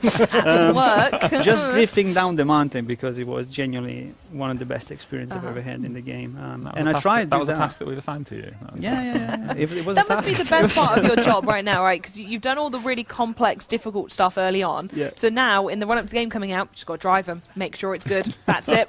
Yeah, and I literally tried to compete myself against myself. Like, am I better on a wheel? Am I better on a pad? And trying to beat the score. It was genuinely fantastic. Yours feels like the sort of gamer tag that if I was to see that on a leaderboard, that's the one to try and beat, but likely will be. I'm not that competitive. Well, you might not be, but I know some people watching are. So. And you've done this. Yeah. Yeah. Coming back in. Yeah. Just doing danger signs. You know, Yeah. just I forgot that we were called Bought as well. Interestingly, that was only 2 stars as well. I thought that went for miles. I thought I went really far. You're going to try it again? No, I'm not good. How close were we? Little ways off. I think Little it's ways off. In the deep water now. This is a car with a pretty low ride height. Not the best for driving through this really deep, wide estuary. I've probably ruined this car. Well, I've just had someone in my ear ask me if I'm having any sort of flashbacks to this. I didn't do this on purpose. So, though, are you sure? I promise. Are you sure? Promise. Right. Yeah. No. Well, I can tell you for a solid fact, I don't think a Vauxhall Corsa would have survived that puddle in real life. Definitely would have been written off. So, where are you off to now? What are we going to look I at? think we should go to this race. Yeah. Oh, what do you reckon? That one or guys? I mean, I like both of them. Go that one. Yeah. I really like that one. It's like a mini Nürburgring to me. It's very fast. It's really good. I think. Are you driving this car? By the way? We can choose a car when we get there. Should we get? I recommend the car, and Why wouldn't this be recommended? This thing's damn good. it's pretty good. Yeah, it's. I just got into this for the danger sign because. This is such a cool looking car as well. Oh yes, The fantastic. light shining off it, like the sunbeams and the colour, everything about it. It's just. This is the type of car that I think I would probably just sit and take loads of pictures of before I even decided what I was going to do with it. Gorge. So which is the race we're going to now? This is called the Emerald Circuit. Yep. Have we seen this one on stream before? I think we did. Yeah, at some point. Yeah. Again, there's another real player here. No. Let's see what they're up to. Oh, they're a bit further away. Let's go. You're going We to go see haven't- them. We haven't unlocked Link yet, so we can't say they're in there. Oh, actually, I tell you what. On that, as you've mentioned it, if there is anyone who is new here today, what is Link? Because that is something that's pretty cool. So Link is a chat assistant, which tries to remove the barriers between you and people you meet online and make it easier to group up and jump into gameplay together. It looks at the things you're doing, where you are in the world, maybe where you've got your routes at, and tries to infer the activity that you might want to do or that you are intending to do. And then, for example, if it won't do it now because we haven't actually unlocked Link yet, but if I had my route set here, or in fact if I'm just sat parked at the start location, I would get the option from Link to say, do you want to do Emerald Circuit? Okay. And then you might drive past and go, sure, I'll do that with you, Mike. Yeah. And then...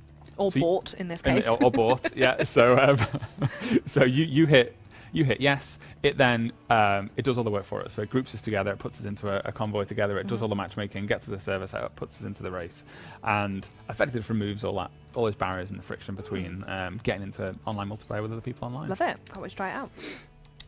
Talking of which, let's start the circuit. So you wanted to go for one of the recommended cars? I think we should stick to the Intensa. Do you?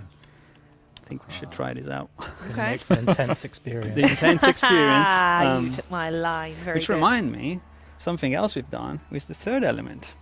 Yes. So on cars like this, where they have a huge amount of downforce, in the real world, there's a suspension element that connects each corner. So as you imagine downforce is pressing down on the car, the suspension wants to compress. Well, if you put an element between them, you can actually stop it compressing.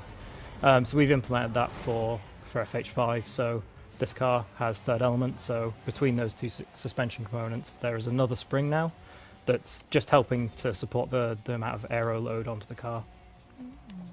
Which also means you can soften out your spring rates to make it a little bit more compliant. This is ridiculously fast. It is quick. I'm going to be quiet, I think, for this race. I was hoping you might have said, let's do it in the Supra. Can't give you an easy race. No, definitely not. Can you tell us about the experience of maybe pulling this car together, or what it's like, generating this particular beast?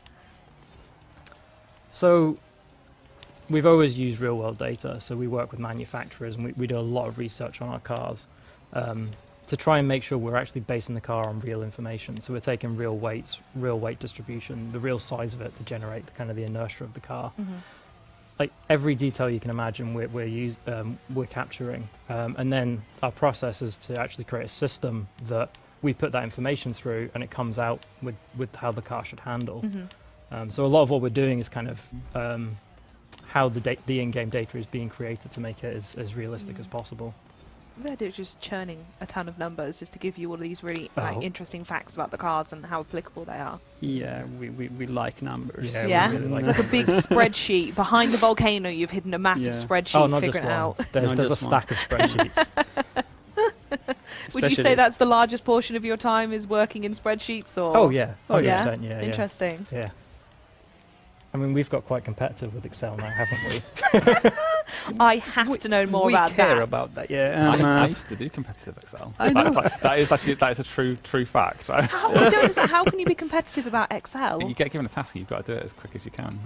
With shortcuts and stuff? With with like a special version of Excel which tracks keystrokes per minute and stuff. This is oh real. My God. This is a real story. Do you have a leader between you two, or is it unresolved yet? Oh, I think Marco is better at Excel. I don't know. It depends the task. I think I really love putting all the data together as a sort of mini database in Excel. I really enjoy doing that kind of stuff, and especially for handling is very useful when you do that. You can really look at whole handling mode on in one page.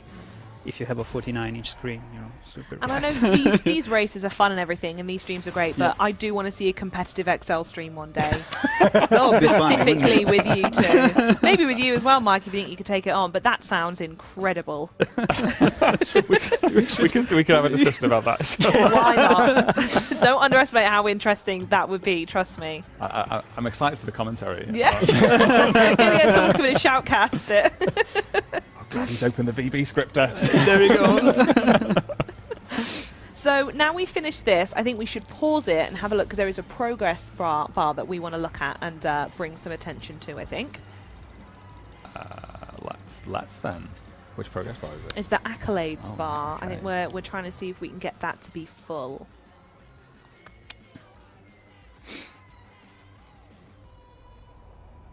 So I love the way that loads in. Accolades. Yeah. We need 1,450 accolades. Okay. We can jump over to the accolades screen and see what we can do. And what happens when that gets filled? It triggers the next phase of the story, in which we will meet Ramiro, and I believe we have a special guest at that point. Right, what should we do? Needs 1,450. There's not really a way to shortcut this. Isn't Yeah, it? there's a To the, couple bits we might need the to speed do. traps. Yeah. It's very reminiscent of, it was with the Lego DLC, had something similar, didn't it? It did have brick challenges. Yeah, yes. yeah. Been massively expanded since then. Mhm. But there's similarities. I Yeah, suppose. love it. Well, before we do move on to this next section and potentially meeting this special guest, I want to thank you both for joining us and wonder if there are any thanks or good vibes you want to put out into the world before you go. Please, Chris. So, I mean, to echo everyone else, just a huge thanks to everyone involved. It's been a monumental team effort. In particular, I want to give a shout out to McKelly, who's the third member of our team. He joined us for Horizon 5, and he's done a really great job as well. In fact, he redid a lot of aerodynamics on this project as well. Yeah. Wow. Yeah, same. I think the team has achieved something genuinely fantastic, and especially considering like all the working from home thing and what happened in 2020. So I'm genuinely like impressed by the outcome of it. Absolutely. And it's so much fun to play. So Wonderful. Well, thank you both for joining. Thank you for all the work you've done in the game, and fingers crossed we'll be talking to you again soon. Wonderful. Thank you. Mike, what are we going to do while we prepare for our next guest then? Any plans? So while you were saying goodbye to the gents there, I got enough accolades. I did it. Wonderful. And so we can now go and meet Ramiro at the first house. Okay, let's go do it then, I think. Vai encontrar And o which Ramiro house na is this? primeira casa. And where is it? Será que vai acabar? Isabella. It's the first house that the player will unlock. It's a lovely, beautiful little house in the town of Mullahay, just near the Horizon Festival. So obviously the player works at the festival; that's their job. Okay. But this is where they live when they go and chill out and maybe Lovely. play some video games. Or It's Se something. got the acabar, é a wonderful price versão tag of beta, free gente. as well. That's great, isn't Which it? more houses would have that? it would set off alarm bells, wouldn't it? If someone tried to Ok, keep não it faz in the house. sentido. Like- But then also, I would bite their hand off to take the key. Thank you very much. While you're on your way there, we do have our next guest joining us. So please, everyone in chat, I was going to say in the room can shout if you want. I am joined by Dave Orton, game designer, and Mattia Zucchelli, who is the audio designer. So Mattia, let's start with you. What kind of stuff have you been working on? Yeah, absolutely. As Fraser mentioned before, we as audio designer really get to collaborate with lots of departments and disciplines, areas of the game, which is amazing. Vai And acabar a live? Não, in novos. particular, worked on novos UI convidados, design, so Okay. post-race, pause menu, Vamos mostrar accolades, mais coisa. cinematics, so working with Matt's team that you met earlier, showcases, expeditions, lots of fun areas. And then a big area that I work with Dave here and Torben as well is voiceover, so making sure that all dialogue lines get recorded, implemented in game, and sounding great in the final product. So, Wonderful. And Dave, I know we spoke a few times, but if anyone's new here today, what have you been up to? Yeah, so I'm on the game design team. We're kind of a team that are there to make all the features as fun as possible, I suppose, if you were to sum it up. The sort of things I've been responsible for here, the music, working with Mike and Fraser, who was on the stream earlier, to make this the best soundtrack possible. The VO script as well, so me and Mattia kind of helped sit in with the recording sessions. They were really, really good fun. And Super 7 as well, so the feature that they sort of brought across with all the fun challenges that you can make. I don't think we've actually looked at Super 7 yet. No, we haven't. No. We'll do it later. We'll do it later. Yeah, I think that's a great idea. Shall I arrive at the house? Yes, I Do think those so. things. Let's do it. Let's go meet Ramiro. I was being a bit of a hooligan and doing some donuts around Middlehay, but they do it. Is this based on any particular house? Is there a reference design for this, or you that just is a question went to which for I it? do not know the answer, I'm afraid. Oh, Charlie. I should have saved it for the right person. Probably, I would say probably. Yeah, is, yeah. but I'm not It actually is sure. gorgeous. I've not seen any reference of it to confirm that for reals. Yay. And there it is, the opener. Vamos ver agora. I think that just gave me a couple of goosebumps. I won't Agora lie. começou o jogo. Agora começou I o know, jogo. I can't. I'm No. just looking at it and my skin's freaking out. You know, every time that music plays, I mean, that's going to be the goosebumps. thing for me as I go home and actually listen to it. It's going to be like, whoa! Yeah, exactly. A whole other layer. So we're back in the character customization, and this is where we can dress them. Yeah, that's gonna nice in there. Yeah, I think we should stick with the dresses. Cool. Sorry, I was just wanted to change out those default clothes. Yeah, Maybe absolutely. I'm also going to change car Mhm. and take this one out. Mostra o leilão, And I quero think ver. this is. Oh yeah. So next up we kind of begin our Horizon adventure. Yeah, absolutely. So as we exit the house, which I'll do now, And as we exit, there's going to be a couple things we can do. So I think I'm thinking of giving Twitch another poll if they can handle it. So I'm going to ask you guys what our first Horizon adventure should be. So the choices are as follows. Are we going to do Tullum, which is road racing, Jungle, which is off-road, or Baja, which is cross-country? Agora eles estão perguntando pro pessoal da Twitch uma enquete lá. Para qual lugar a gente vai no mapa? Yeah, so Tullum, not saying you shouldn't pick it, you can vote for whatever you want to vote for, but we have done this on a live stream before. Yeah. Okay, you will be I wonder where that was one. going then. Yeah, but that's democracy, you can pick that if you want. This one is an expedition that goes through the jungle, we explore the abandoned airstrip, we find some secrets, and then we head deeper into the jungle.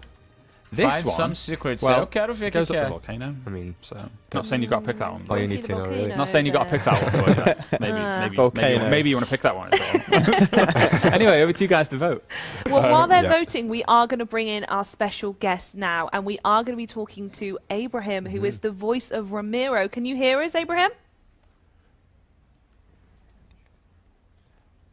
There he is. You're right, Abraham. How are you doing? Hello. Good to see you again. Hi, welcome to the stream. How are you doing today? All good. I'm very excited and I'm happy to be here. Yeah, I cannot imagine. So you are a very special guest. You are the voice actor for Ramiro, and you are actually joining us live from Mexico. So I guess the most important question to ask you is what it feels like to be representing your home country with such a key character. Esse é nosso amigo. It's amazing Ramiro no jogo. I personally love my country. I am very excited to show you how it feels, all the colors, all the flavors, to guide you by the hand as a player and express the feelings that people from Mexico have for our home. Yeah. Oh, I love it. And I mean, this isn't even your first time in a film or video game either. So if anyone is watching or listening to the stream right now, where else would they recognize your voice from? Okay, well, I started as a dubbing actor here in Mexico. I've been working since I was five years old. And I started with movies like Finding Nemo. I was the voice of the little turtle, Squirt. Oh, amazing. So cool. Yeah. I also worked for Meet the Robinsons. And then, you know, more recently, I was the voice for Finn on Star Wars. Wow. I was the voice for Seth on League of Legends. I also was Kid Flash in the DC universe. I mean, Caramba. There's a lot to Amazing. Wow, that's absolutely loads. And now you have your own personagens. voice and it's sort of the lead character in a game. And to go with Não that, no you're Forza, actually né? 3D scanned Como ator. into it as well. So your likeness is there. Please give us as much information as what that is like as possible. Because I don't know if that's ever going to happen to me, but I find it fascinating. Okay, it was really interesting. You know, there's something they tell you. They tell you like, okay, we're gonna need you to use like comfy clothes. You're gonna be on a how do you say, like, you know, shorts.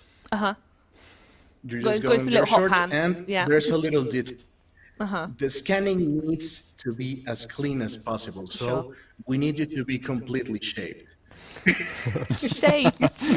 So you have to shake like the arms, the legs, etc., and then you get into a room where they take pictures, making the famous T pose. Okay. You know, lots of poses, hand poses, faces, etc., and they take you like pictures with 68 cameras at the time. Wow. That sounds awful.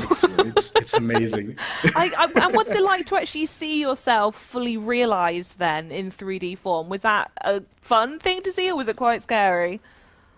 I was quite nervous. I mean, at the beginning, I thought, "Oh my God, what if this goes wrong? What if I'm very different?" And then I saw myself on the gameplay, and I was like, "Wow! Now I can be immortal. I just have to load my conscience." Absolutely, absolutely. I mean, I think we spoke previously about the idea that, you know, you play other games and you sort of project yourself. We've mentioned Gordon Freeman in the past has no voice, so you sort of become that persona, or other iconic characters. But you quite literally have a video game that you voice and are in, so it's gonna be very easy for you to imagine yourself there, right? Yes. Yes, I love it. I love it. It's a milestone on my career. Amazing. I love it. I'm so thankful it's for this game. I was going to ask, what's it like working on the VO and going through the scripts with the guys we have in the studio today? It was amazing. I mean, everybody on the team was guiding me with such, such love for the project. They were very careful explaining to me, Torben. Ele tá falando aí, né? Estão entrevistando ele, que ele dá a voz tanto a versão de inglês quanto a versão em espanhol do jogo, o nosso amigo Ramiro. Ele está dizendo que é muito bom trabalhar com o pessoal, foi muito diferente para ele, ele já fez vários filmes, várias animações, mas trabalhar num jogo foi a primeira vez. E aí, tô pensando aqui, enquanto eu escuto essa entrevista, no seguinte: quando tiver o Forza Horizon Brasil, quando lançarem o Forza Horizon Brasil, podiam me chamar, né? Eu podia ser o amigo do player, ia ser legal. Is the day the game comes out, November 9th. Yeah, So it's funny. My girlfriend's dad is called Ramiro, and he is a pilot. that's like a big coincidence. It's like they just literally put you in the game, huh? Yes. I mean, they were checking me out. That is one of the things we found, one of the reasons I think we really fell in love with Abraham as an actor, is that when we kind of explain the character, and it's like, okay, so you're this guy, and he really loves Mexico, and he's so excited that other people have come to Mexico, and you're going to be showing them all the great things it has to offer, and Abraham's like, yeah, that's me. I do love Mexico. I do want to show them So I around. don't need to act. Yeah. And on top of all that, you're a huge gamer as well. Like I've been told on good authority that you love Halo, for example. Yeah, that's one of my favorite games, if not my favorite game. And well, as you can see, I have my shrine. I was going to say, right behind you as well. I got my collectibles. And I also played Forza Horizon since the 3rd delivery. Wow. Same here, by the way. That's when I joined the franchise, and you sort of get hooked, don't you? It's amazing. So I sort of, before we move into actually, because the poll has been answered, we're going to do the Baja course. Excellent choice. So we'll get that going. You can stick around and talk to us there. But just before we go, I'm really curious to know your thoughts as a gamer and as an actor. What's it like to be involved in, not just voicing video games, but being in one that is so important to you and something you've been involved with a franchise for a while, just as a player? Okay, as a player, it's very interesting because you spoil yourself lots of the surprises. You get to know how it's gonna end. Yeah, what true. are you going to unlock?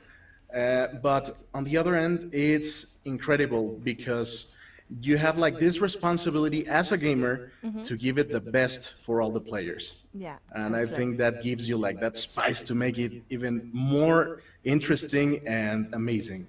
Wonderful. Well, talking of interesting and amazing, we are going to get into this event in a minute. So I don't know, Mike, if you want to give us a little bit of a build-up of, they voted for the one you wanted them to vote for. So tell them what they've picked now, what you've won. Well, if you don't mind, Dave, do you mind explaining it? Go on, Dave. Yeah, so throughout the Horizon adventure, you're going to go on expeditions to expand the festival. And so expeditions are these really cool set-piece experiences where you sort of travel and explore new areas of Mexico with Ramiro. And so this one is going to take you up to the top of a volcano. There's actually lots of cool things along the way, but we'll find out what they are very soon. So rather than give it all away, we'll I think it sums up perfectly the character of Ramiro as well. Just, why don't we drive on top of the volcano? And I think it is a really fun interaction with Haley, which is another big character in the game. And she's much more rational, much more careful, and Ramiro's just like, no, it's going to be fine. There's nothing dangerous about driving 20 miles an hour down an active volcano. Just perfect. Brilliant. So we're going to enter the event. Let's have a look and see how this goes. I'm so excited for this.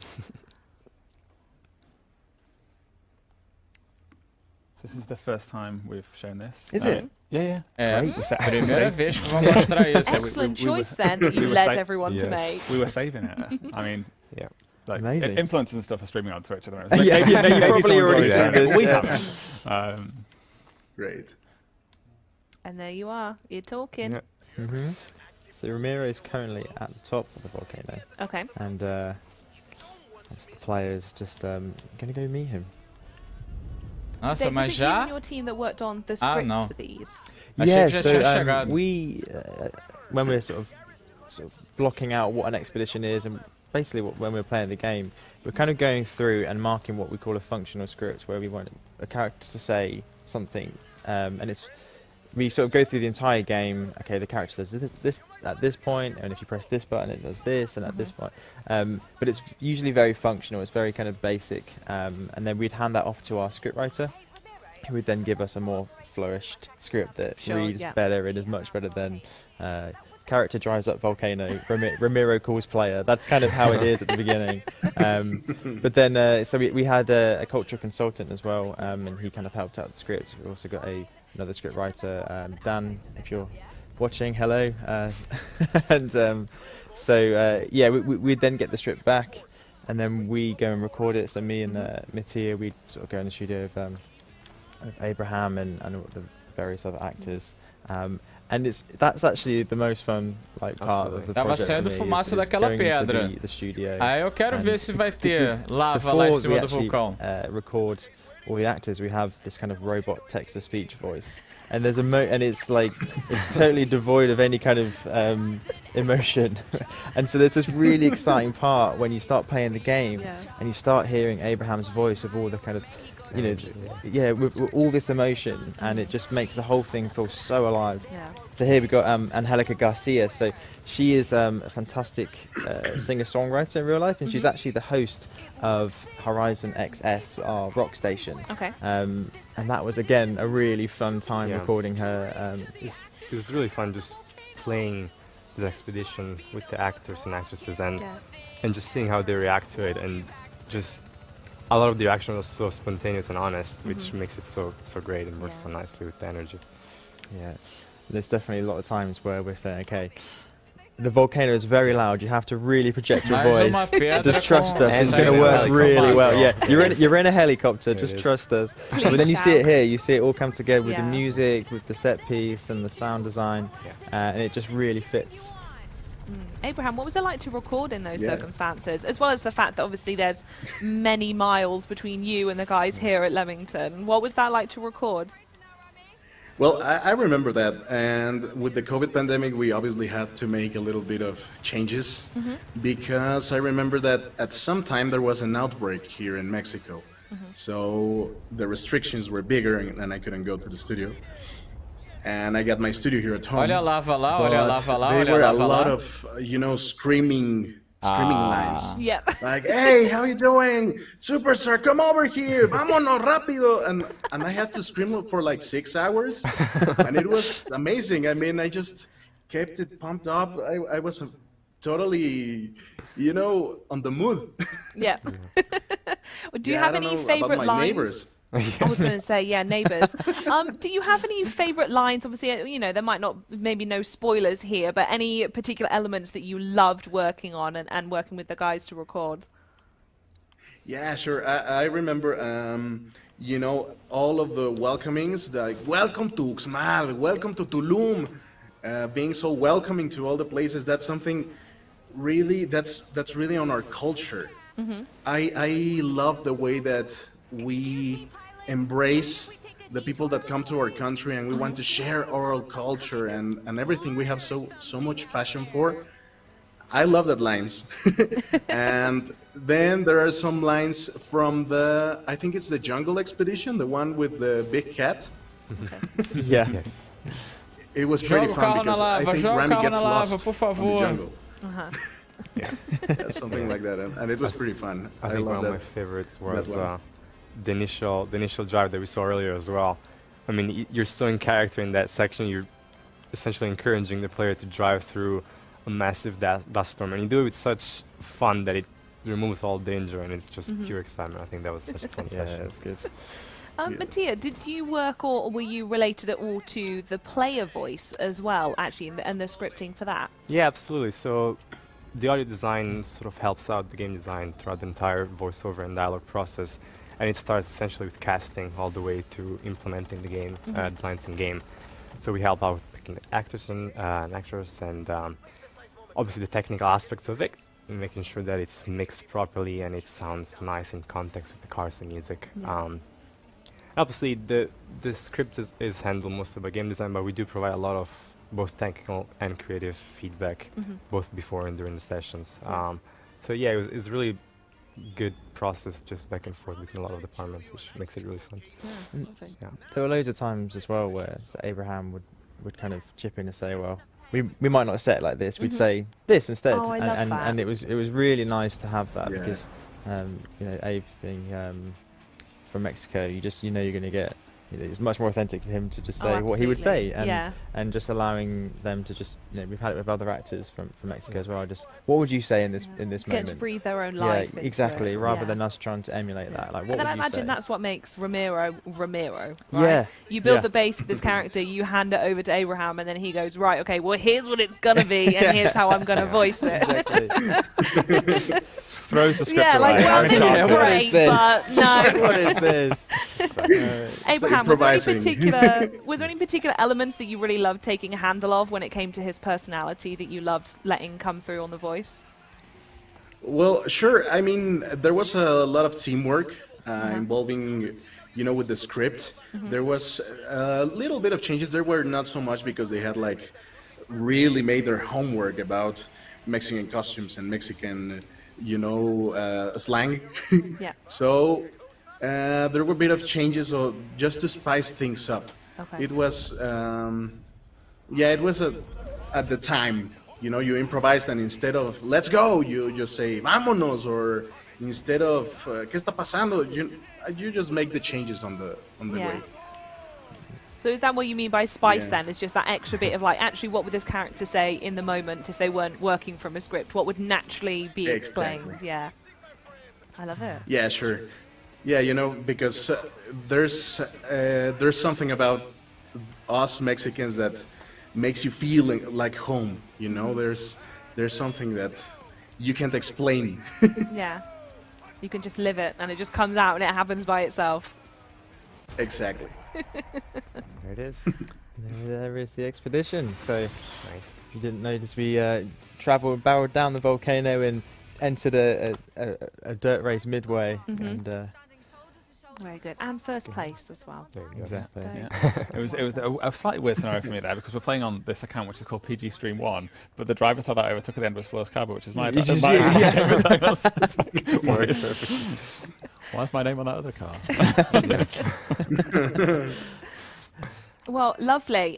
Before we move on to the next section, a big thank you to Matea and Abraham for joining. So I'll come to you both separately, starting with you, Abraham. Is there anything you want to say or anyone you want to thank for working on this wonderful title? Sure. I mean, I want to thank all my family, my mom, my grandfather. He was like the support in all my career on this voice acting. All my family and my girlfriend Lou, and all the people in the studios that make possible the recordings, and obviously you, Mike, Fraser, everyone on the team, you know, who were on the recordings from far away. Wonderful. And a special thanks to the neighbours for not reporting you for all of the noise as well. Yes, thank you to my neighbours. Wonderful. Well, thank you so much for joining us, Abraham. It's been a pleasure to talk to you, and I cannot wait to spend more time with you in the game as well. But now over to Matea. Thank you as well for joining us. Is there anyone you would like to thank? Yeah, absolutely. We've been saying that a lot, but thanks to everyone at PG and the audio team. I don't think it's a cliche at this point. Know, I think it's just by the sounds of it, you guys just like live and breathe this game really together. Really so yeah, it's just personally, I've learned so much from everyone, and it's not just contributing to the game, but also learning a lot, which is amazing. And then obviously thanks to Abraham and all the actors and actresses involved, which really brought the game to life. It was such a fun experience to work with. Wonderful. Well, thank you so much for your time. Thank you. Cannot wait to see all your wonderful hard work. We're going to get to another special guest on in a minute. So, Mike, what are we up to next, aside from doing another wheel spin? We've got a lovely denim jacket. Vamos ver o que a gente vai fazer That's actually exactly Vamos ver o que eles vão fazer that agora looks, no it jogo. might go well with the dress we put on earlier as well. So, yeah, very, very fashionable. If we get a chance, we can go switch up the outfit. I was just driving around the Baja circuit, which is where the Baja Festival is based. It's actually built into the circuit. So yeah, while you O guys festival talk, Barra just, fica dentro have a bit of an do explore. circuito. Wonderful. Okay, well, we do have our next Dentro da guest pista. in. So we've kept Dave. Hello, Dave. Hello. I shan't ask you to intro yourself again, though you are wonderful. Our new guest today is we have Gareth Davies, who is the producer. Can you talk us through what you've been producing? Well, the thing I have been producing has been Event Lab, which is a Ooh. feature that I believe we're going to be taking a look at shortly. I don't think we've seen Event Lab properly No, on a we've stream not. yet either. So can you talk us through what Event Lab is and what exactly we're about to unfold? Sure, so Event Lab is like a suite of tools for creating custom races, game modes, and game experiences. It's really, for me, it's the most exciting part of the game because kind of everything that we've seen so far today is like content that the team have been creating over the last couple of years, and we kind of, it's a known entity to us, but with Event Lab, we're kind of letting the players dive in and creating their own experiences. So we've been making some stuff in the studio within the team, and it's been really exciting to see like people just coming up with stuff that we hadn't expected. And then obviously the last few weeks, some content creators and reviewers have had access, and we've started to see them posting stuff as well. And it's just it's really quite exciting to see what they've been developing and where it's going to go from here, because we just kind of don't know. Well, that's one of the things I wanted to ask, because I can't imagine how complex your role must be. Because if you take Forza Horizon 5 as it is a game that you've all meticulously crafted for years, and your job is to come up with the part of the game that other people actually work on. So what's it like to bring those elements together that the other teams have worked on and then handing it off to other people?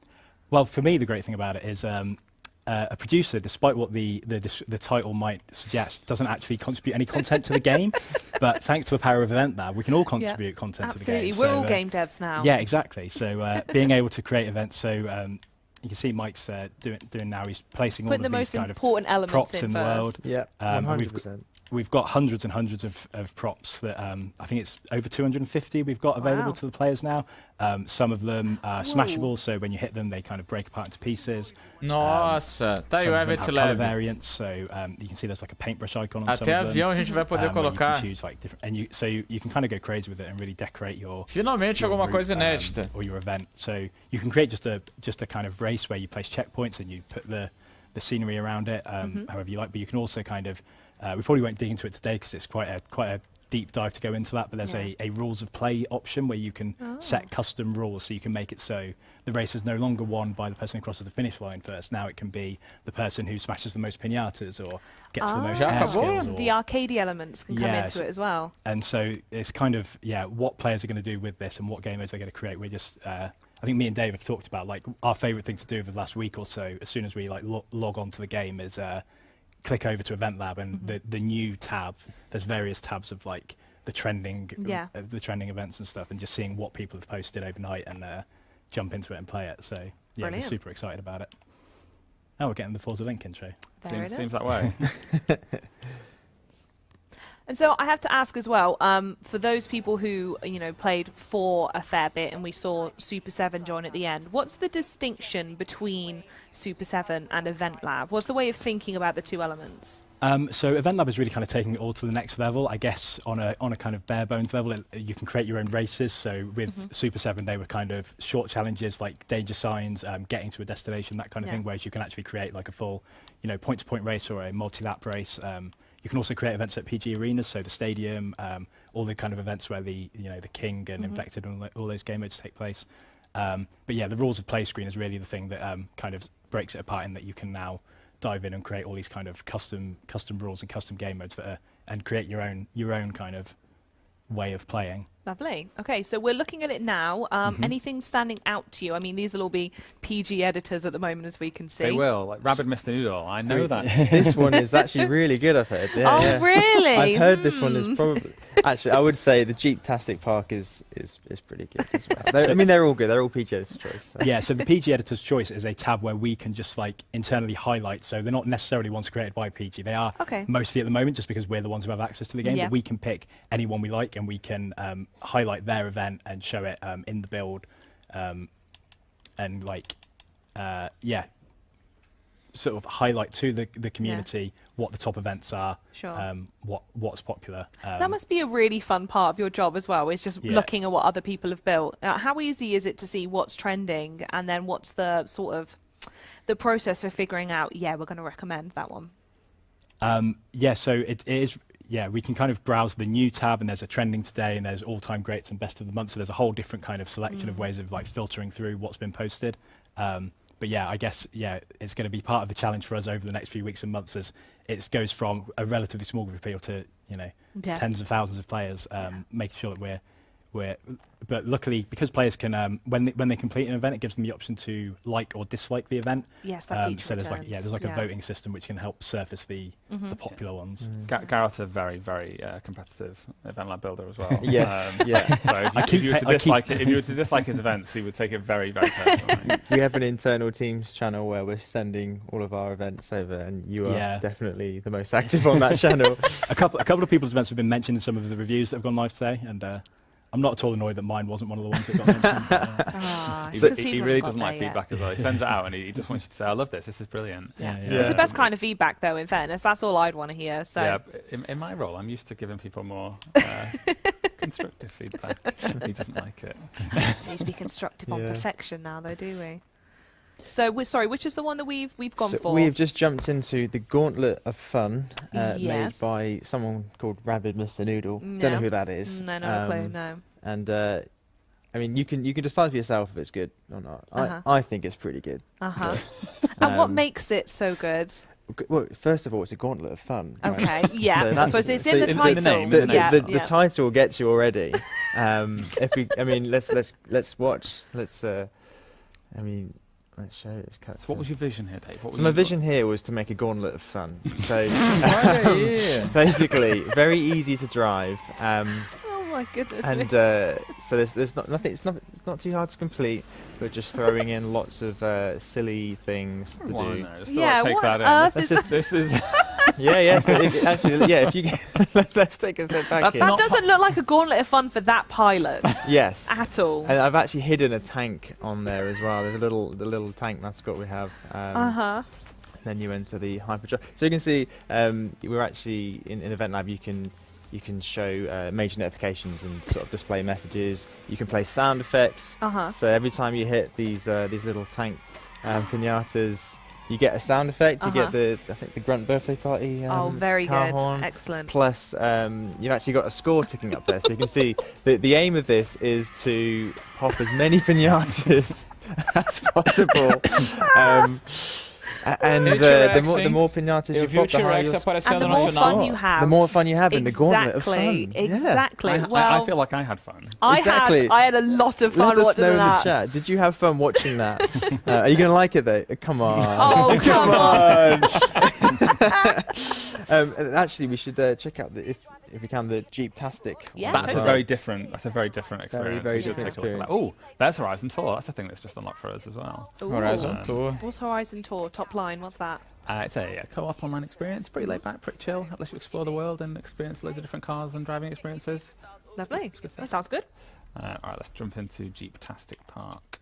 Yeah, so something that we're already starting to see. But I'm going to need to buy a Jeep, aren't I? You might have to. Yeah. Something that we've seen internally is just the scope of experiences that you can create with Event Lab. So with someone, Matt Pickering, who's upstairs, he is really good at making like actual game modes using the rules of play. Okay. So we have this Destruction Derby mode where you got to race and hit other cars to get more points. Oh, that sounds There was great. one where like a domination mode, which I think is one of our editor's choice, where you score points by having the fastest split time between checkpoints. Okay. And we're really, really excited to see what the community do with this. So many different options. I love that you can really uniquely create an event with this. Exactly. Speaking of uniquely created events, so Dave made the Gauntlet of Fun, and it was very fun. It was all right. Had a great time. This one was made by Matt Turner, who was on the sofa just a little earlier in the show, and you might have picked up from Matt. He's a man who likes to tell a story. Yeah. He's got an eye for cinematography. Yes. Yes. Love it. And this is a perfect example of that. And just quickly, the lighting while it's raining is stunning. Parque dos Dinossauros. Are you kidding me? I know. Are you Can you kidding guess what me? he was inspired by? Olha que legal. And one thing that's really exciting about Event Lab is we can actually pick out created events and we can put them in the festival playlist. So players can actually create events that can sit right alongside the content that the development team have made and be, you know, part of that festival playlist. Nossa, tô achando muito legal isso, gente. So, if anyone watching who's diving into Event Lab, yeah, it's super exciting that we're going to be looking to pick out the community creations and show them to everybody. It's also the fact that like this is something that's able to be created as well. This is amazing. So what I love about this, obviously, it's a lot better than the Gauntlet fun, which is great. No, this just has less they're both fun. good in their own different They're both good in their own way, but this is, you know, much more cinematic. I mean, it would make sense with Matt being a cinematics guy, but radio off, time of day change, weather, just really kind of fundamental building blocks that totally change the way you approach and feel when you're playing an event. And he's set up the rules in the rules of play to put that objective saying to collect the 8 crates, and then he's got another one that's making the score go up as he hits each crate. We've only got one more to go now. Pois é, Rafael. This is Caraca. A good game Jeep Wrangler que tinha no filme. No filme da década de 90, que foi o que eu assisti. Parque dos Dinossauros. Oh. Eu sei que tem filme mais atual, mas eu não vi não. Is there gonna be a dinosaur? Tinha Ford Explorer. Cadê os dinossauros? Tem que botar um T-Rex aí. What could be here? Oh God! That was really good. That dinosaur, people may remember from Super 7 back in Forza Horizon 4. One of the few things that we actually brought back, the 250 odd props that we've given, they're pretty much all new items of stuff that we put in the game. Tem que dar like, achei muito legal. Não, dá like, yeah, bringing back that dinosaur was actually quite a difficult process for the development team. Okay. We went through several weeks of like the dinosaur being invisible, or it was bright pink, or its eyes wouldn't appear. I think John, that all sounds really cool. I think honestly, John Hammond had an easier time bringing back dinosaurs than we got there in the end. So I think that dinosaur, it is the dinosaur from the Hot Wheels expansion in Horizon 3, which was actually we've got real value out of it. Yeah, which was the first project I worked on here. So I feel like every time me and the dinosaur, we've like. It's funny because I remember when we announced Super 7 years ago, we did a stream about it, and you were adamant on putting dinosaurs on your Super 7 course. They were everywhere. I think you used most of your like prop availability with just on dinosaurs. Yeah. So whenever I'm making something in Event Lab, there is always a hidden dinosaur somewhere in that. So. It's like your little tag. Just burning a bit of the prop budget. Burning a bit of the prop budget. Should we do another one? I think we've got time for one more of them. Have we? Yeah. Let's have a look. Gareth, they've all been so different so far, so I'm keen to see what else there is. I mean, there's a bunch of different options here. We could like look at one. We could go like really wild and just go from the internet people. So you can see on these new ones when they've got the little pencil icon on the top left, that means that they've created a custom route, because you don't have to. You can take one of our existing routes and just sort of set restrictions and time of day and that kind of stuff. But yeah, I mean, it's a bit of a lottery here of what we might. Well, what we might be getting. Help me out. You're the producer. I mean, we could look at the best of the month. There's quite a few decent ones in that tab. Should we have a look at Boss Battle? Who made Boss Battle, guys? Who did make Boss Battle? This was one that I made, yes. Going in, I think we should acknowledge we will not win the Boss Battle. Yeah, it is a little bit difficult. It's also quite long. It's like a 10-minute time limit, so we'll just dip into it and have a look. Okay, sure. See what it's about. I like the idea of there being a boss battle in Forza Horizon 5 as well. Yeah, so and also you saying that you might not be able to beat it as well. It takes a long time. Yeah, not a really well-paced boss battle. I'm the kind of feedback he doesn't I was going to say, are you right over there? I'm a producer, not a level designer or a gameplay. So yeah, a balance pass might be needed for the version 2 of this that will eventually appear. But, so what was the storyboard, the idea behind the boss battle? Well, there wasn't really much of one. As he came and he said to me, "I think I can make a boss battle in Event Lab." Okay, that'd be a good idea. And then, and here it is. So you can see with like the rules of play I've set up a timer ticking down, a kind of boss health bar. Boss health, there is a objective, attack the weak points for massive damage, which might actually help you workshop the wording for that one. I believe that's a reference that people may have. Mas até um parque de diversão So ali em you've got cima. these giant kind of faces, and they've all got like weak points. I see. And you've got to destroy the weak points, and you'll see. Ih, já era. You have to have hit that first ship. Tem que seguir a rota. Oh. Vai acabar o tempo. All right. Well, I'll So- finish business with that eye. Yeah, there's a whole bunch of them scattered around the map. Some of them are quite easy to hit, some of them are kind of trickier.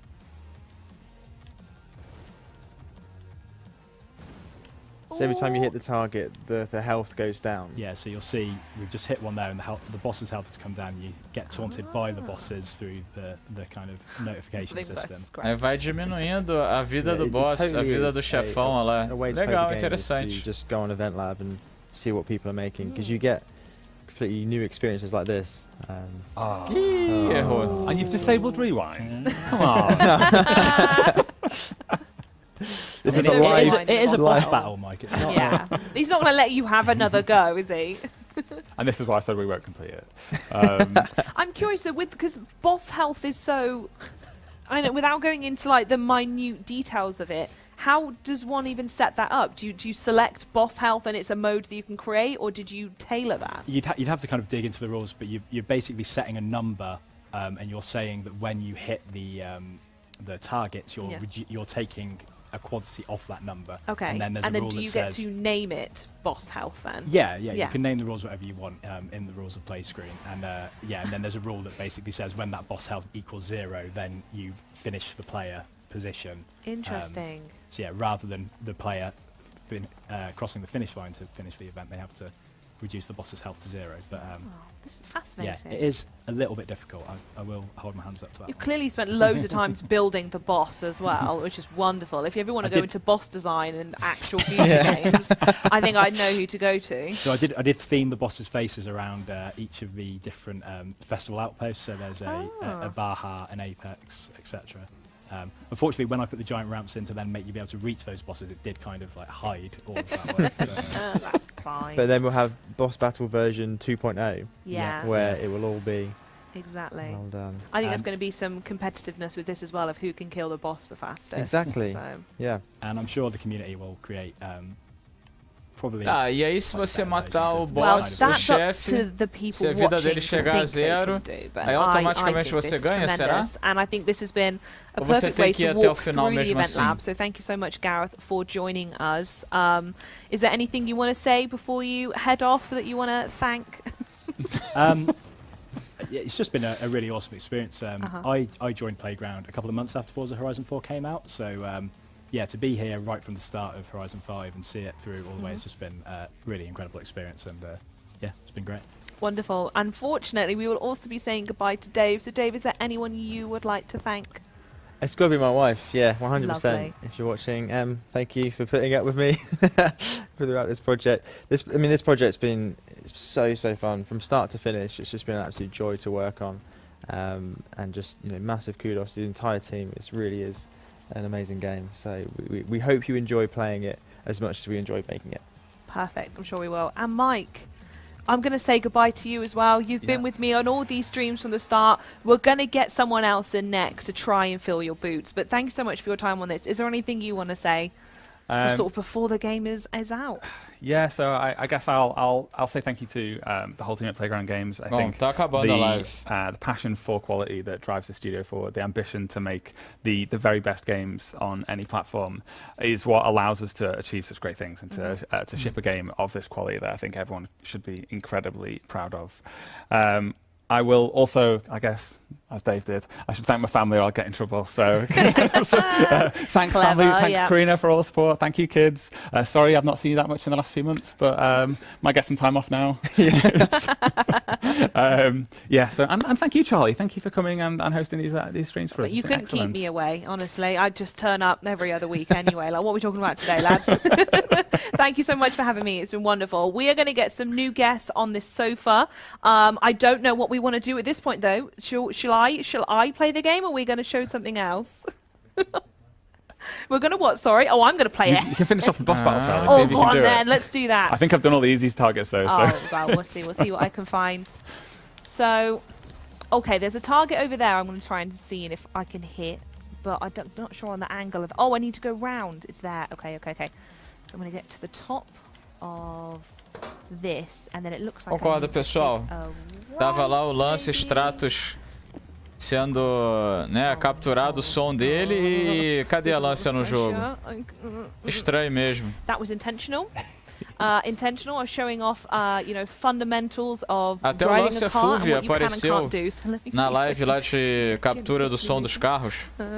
And also, as I attempt to do it, I can introduce you to the wonderful human who is now sat next to me, who is Andy Baranowski. How are you doing, my dear? Oh yeah, I'm great, thank you. It's Wonderful. nice to see you in person again. I and, know, isn't it great? yeah. So you are the level designer. What does that mean? Yeah, I'm Rafael part of the lembrou team, bem. much like Aaron that you had on earlier. That Deixa eu botar aqui. Eles já estão se despedindo enquanto ela está jogando aí o Event Lab.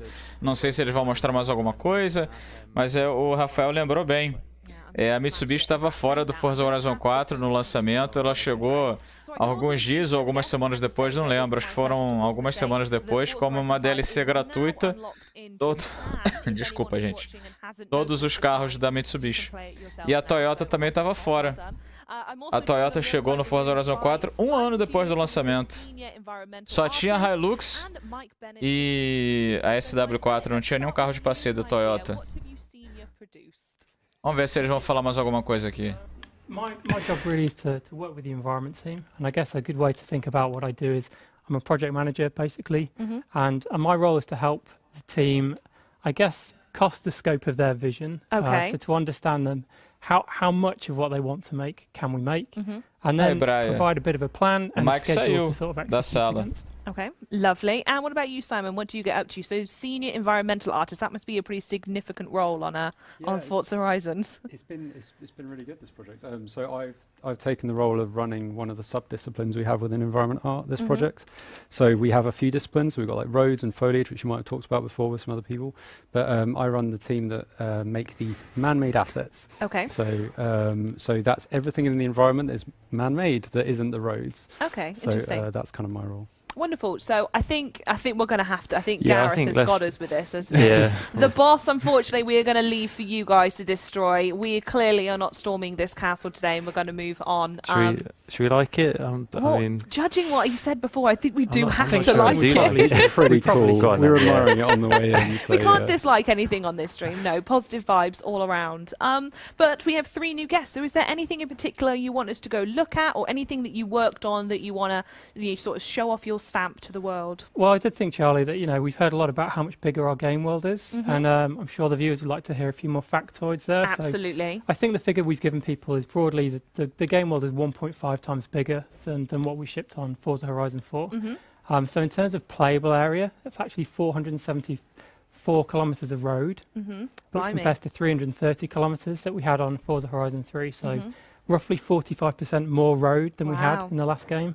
And in terms of the playable space, it's actually 60% bigger, so 1.6 times the size of Forza Horizon 4. So a massive game world to go out and explore. Absolutely. And I think it also, it explains why it was so important for us to have the diversity of biomes that we've got in there as well. Absolutely, yeah. No, you can see that throughout as well. Simon, is there anything you would like to talk about or look at as well? I thought it'd be cool to talk about the improvements we've made to, in particular, like the buildings that we have in the game. So perfect place to do that then. Obviously, we're in Guanajuato, which is it basically showcases a lot of what my team does and the artists that I work with. So you can imagine making a city is pretty challenging, but in particular, Guanajuato is like really exciting and vibrant and colourful, and we wanted to capture that, and realising that and the scale of it was a significant challenge. But the colour in particular was something that we're very, very proud of now. We basically we randomise the colour on the buildings, so as it is hand curated in some areas to make it more authentic to reality. But we do have areas like where it is just basically picking from a swatch, a giant collection of colours, and realising that was it was a back and forth process, and it kind of, when it started landing, everyone started saying, wow, this is really coming together now. Yeah. One of the things that, is quite authentic about Forza Horizon 4, let's say, is that in British architecture, there's quite a lot of similarities, but what you can see here is that every building is just completely different.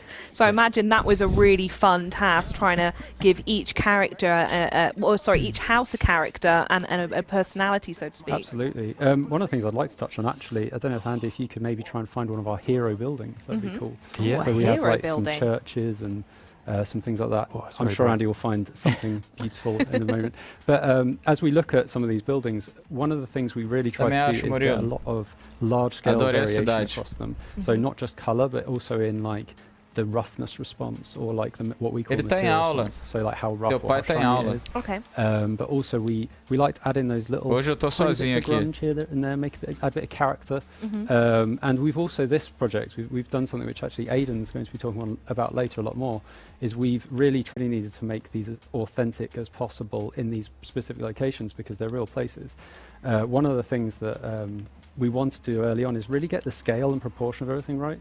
And you've talked about photogrammetry earlier in the stream. I did indeed, your term. Yep. So one of the things we actually use that for this project, which we hadn't done before, is actually more as a reference tool in general. Okay. So typically it's used to like make very detailed things, quite small things. Felipe, por enquanto a única BMW, quer dizer, ela não é nova, ela já estava no Horizon 4, é a M5 2018, que ela era de DLC no Horizon 4, agora ela é normal. E a Z4 2019, né? Fora isso, não tem nenhuma BMW mais recente confirmada até agora. Interesting. That's fascinating.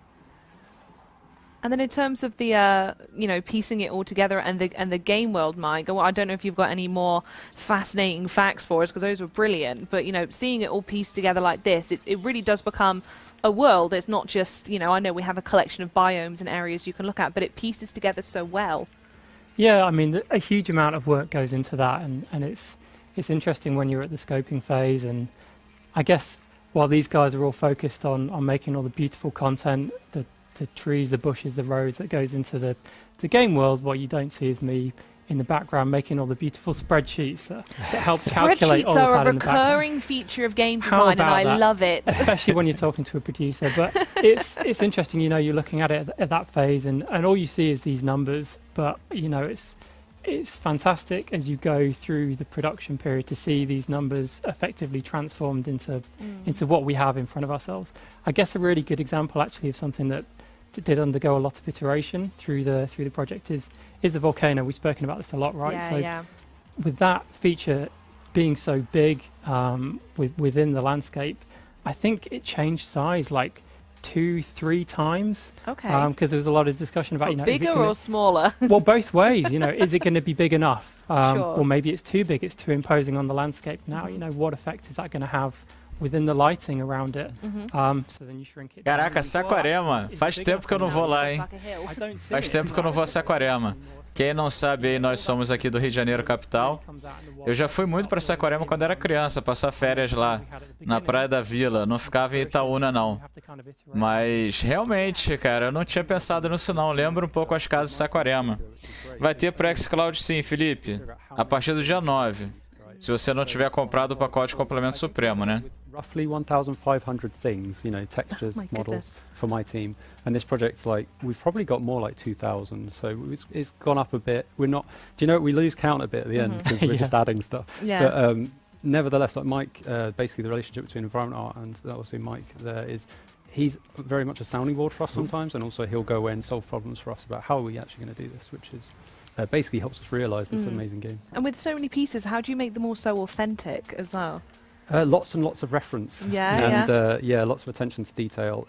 Obviously, we have to generalise to a degree, but we're always aiming to get that feel and make sure that the main surfaces and textures are included. So a couple of artists on my team will plan, say if we're making a town, like the East Coast town, we will plan maybe what materials it needs, what kind of buildings they're going to go on, and even what interiors they're going to have. So like interiors, okay. Yeah, things like that. So we will try and plan that out as best as we can.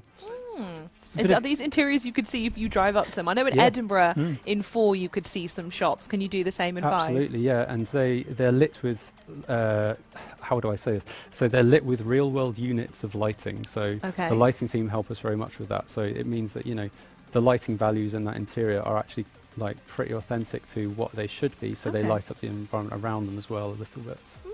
Fascinating. I think, Mike, you were just about to say something. I was going to say, yeah, when it comes to picking, you know, how many things do we have in the environment? How do we make sure they're the most authentic? There's a lot of nuance that has to go into that as well. I mean, I think we have to give a big shout out to our reference photographers who are actually out, you know, on location in Mexico. Já tem Eliminator aparecendo no mapa. And still going and, you know, capturing thousands and thousands and thousands. Eu comprei ontem, hein? Rafael, eu comprei ontem o pacote. Chico, 00:01 vai estar liberado se você tiver o pacote complemento supremo ou a edição suprema. Faltando pouco, André, verdade. E aí, o Cauã, beleza? Best bin to put in the game. What is the most beautiful bin to put in the game? So, same for concrete. Yeah, so many discussions, like labouring over. Okay, well, which one do we pick? Which one do we want to go with? Can I ask how you determined the best bin? What was the factor that tipped it in favour of whatever bin was in? I wouldn't like to say, Chad. I think it's just a lot of arguments, really. A lot of arguments. If there's 30 seconds of this stream that gets clipped, it's going to be Bingate, isn't it? Absolutely.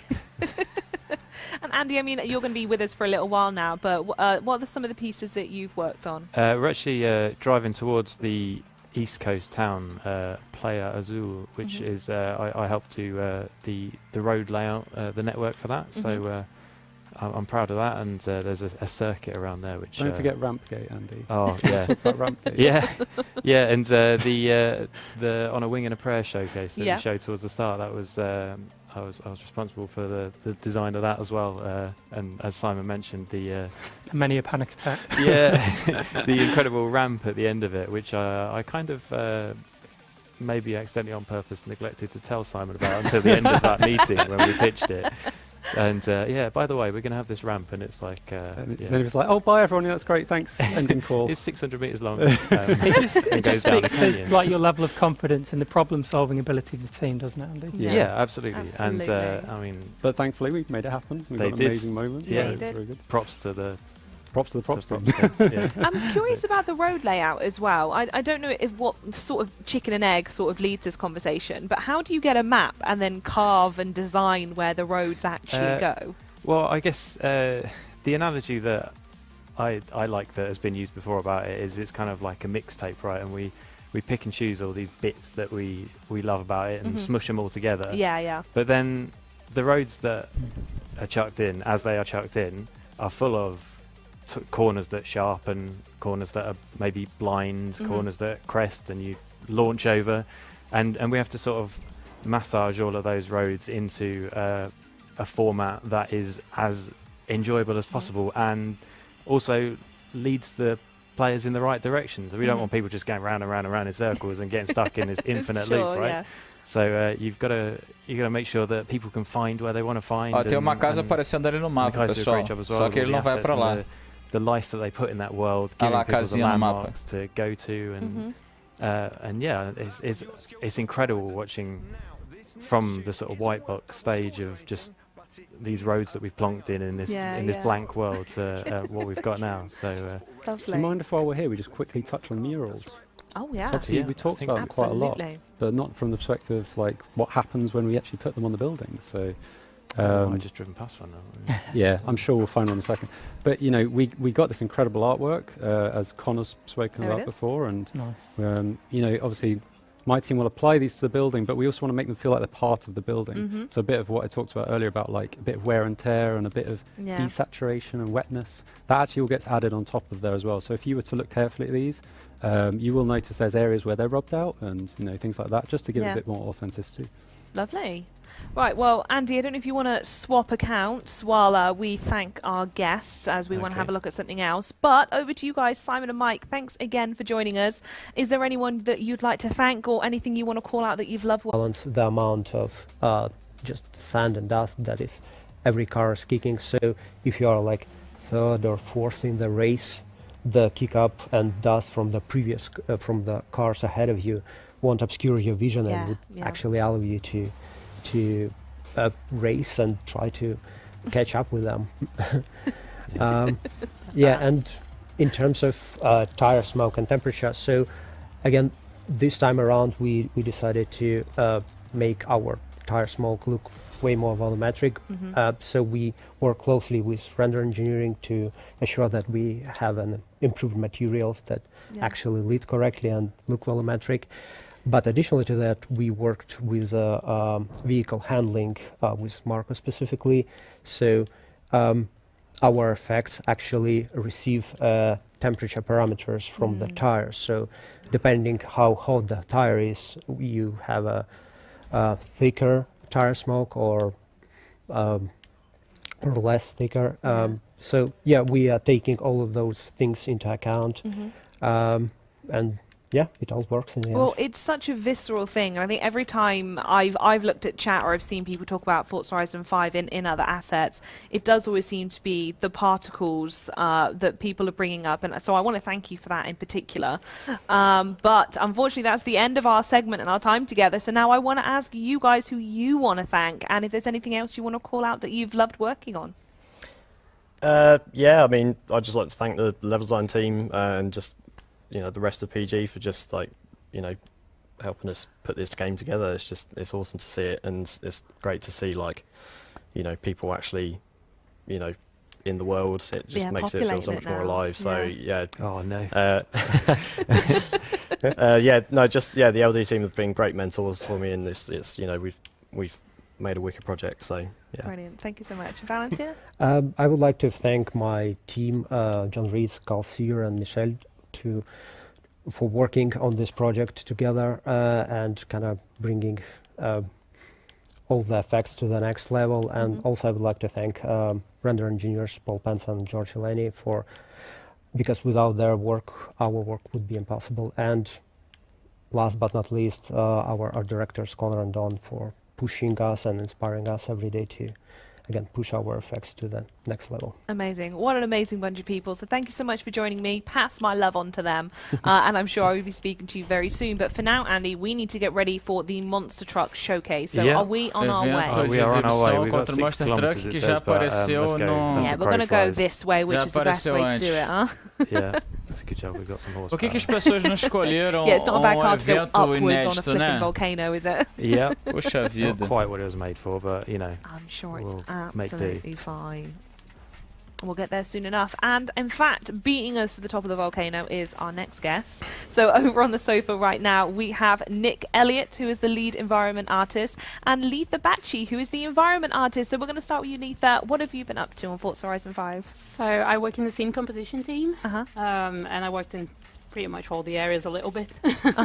What, are there any areas to you that sort of stand out that you love the most that maybe we can go look at after we've done the showcase? Guanajuato is the one I worked at the most and in most stages of production. Yeah. So what kind of bits and pieces did you do there?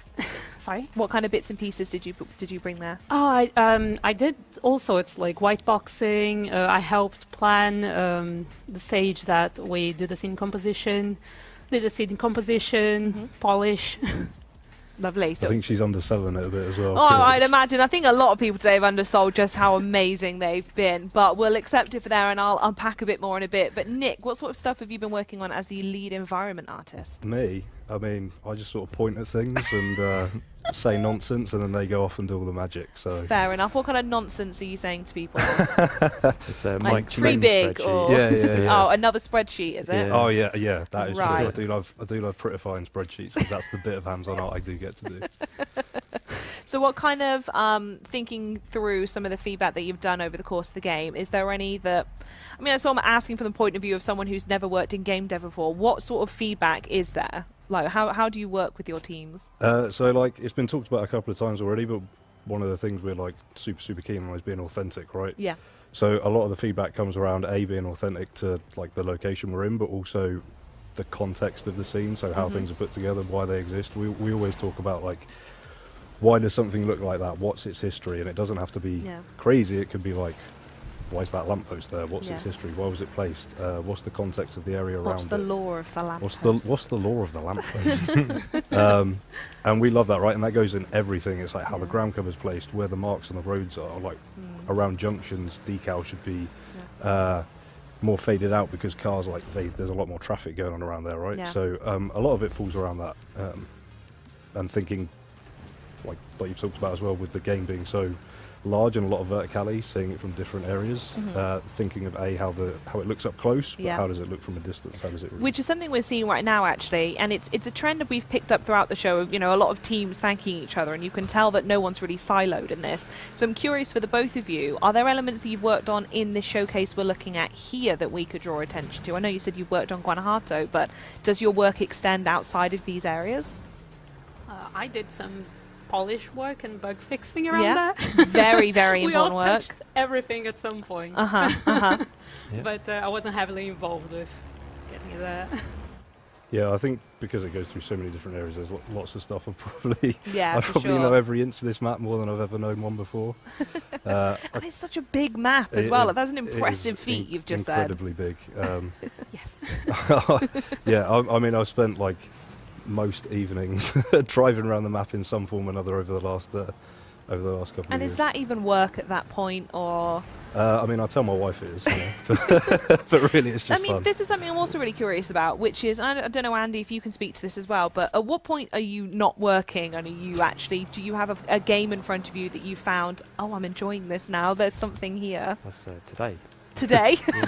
Yeah, I mean, I'm glad we got the best driver driving us around today. You know, you can't I don't know, I've had to rewind already on this. I don't think Mike did any rewinds, by the way. I don't want to set anything off, but I'm pretty sure he was adamant about that. Yeah, but that's Mike. Mike's special. Mike's Mike. He plays on easy mode, right? To be making yeah, exactly.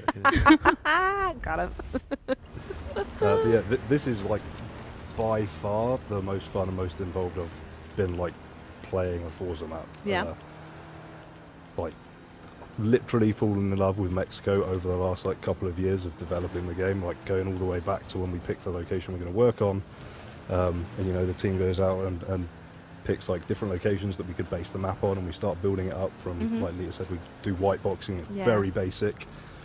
Actually, you know what, on that very quickly, because it's something that I think I kind of 50% know what you mean, but if there's anyone who's curious to get into game design, Letha, what is white boxing? White boxing is we use very simple shapes to convey what we want to have there. So at the first stage, we don't have a building that looks like a building. It will be a box. Yeah. And we just can quickly iterate how we want the city to look like. And that will inform the next stage. Will be like, I know which building I'm putting here, and I want it to have a barrier in front of it and a little garden and like a swing, you know. And also I imagine that helps when it comes to, especially when you come to the bigger cities, of having that different scale and character and making sure all the streets are completely unique and colours for it as well, right? Definitely. It really helps with composing the scene, the white boxing, and because it's so quick to do, it's quick to iterate. So if something doesn't look right, you can very quickly change it. Lovely. Brilliant. Well, once we finish this showcase, I want to make sure we go to Guanajuato, if you could take us there, my dear.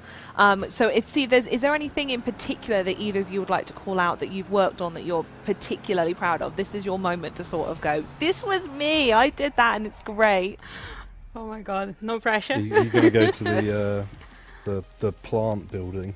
Jogo robô, o cara não ganhou The isso. plant building. So when we were still in white box stage, I was looking at reference and I found this house on Google Maps that had a lot of plants and lots of crazy stuff on it, and I saved that tab on my one tab until the day I could compose that. And obviously I made it way over budget, and we had to strip it down a little bit, which made me a bit sad.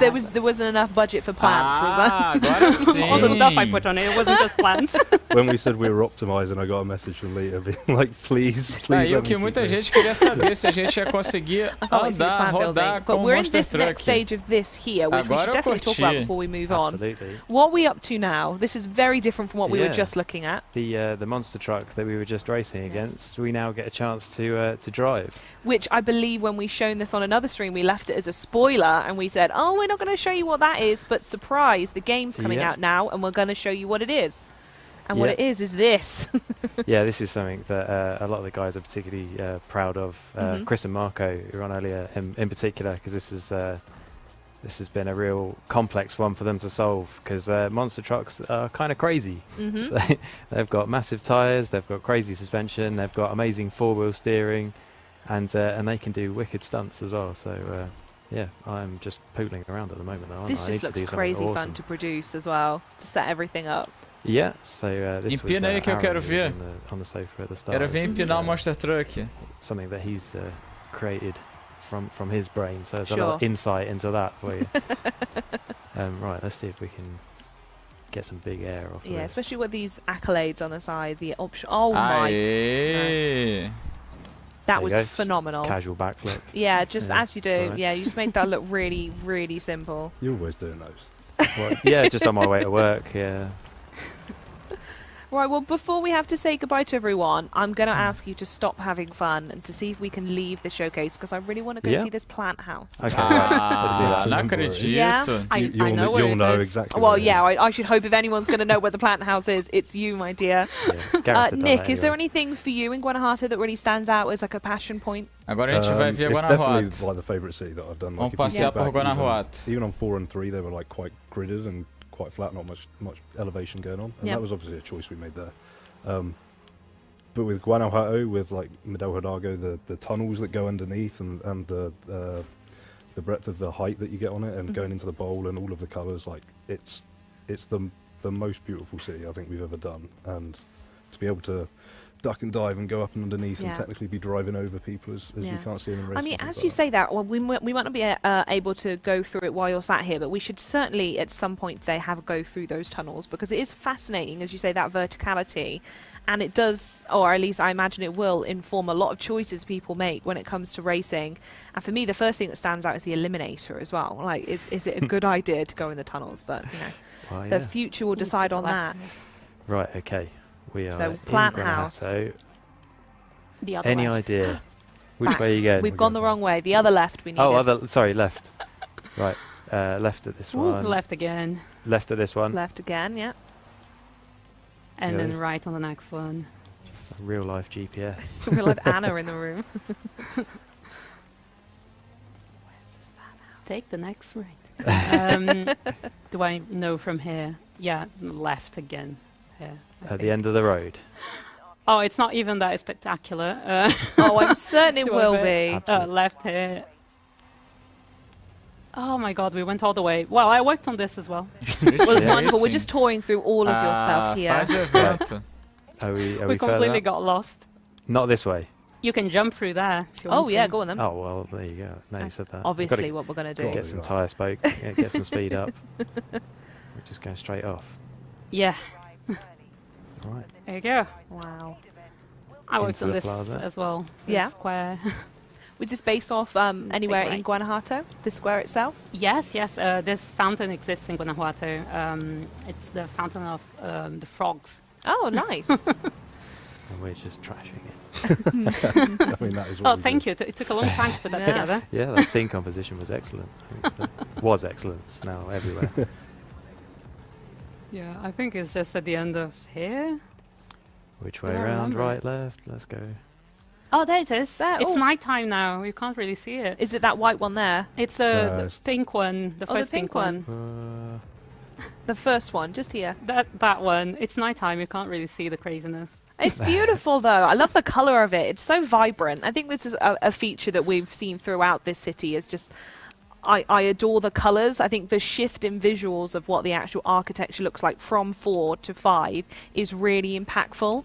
And I want to thank you both personally for doing that, because it looks absolutely incredible. But that is unfortunately all we've got time for. So is there anything you would like to say or thank anyone on your team while we're sat here today? Definitely. Look, I want to thank everyone. I mean, Yeah. no team is anything without the other teams. And also my partner, James, who is my biggest cheerleader. Yep.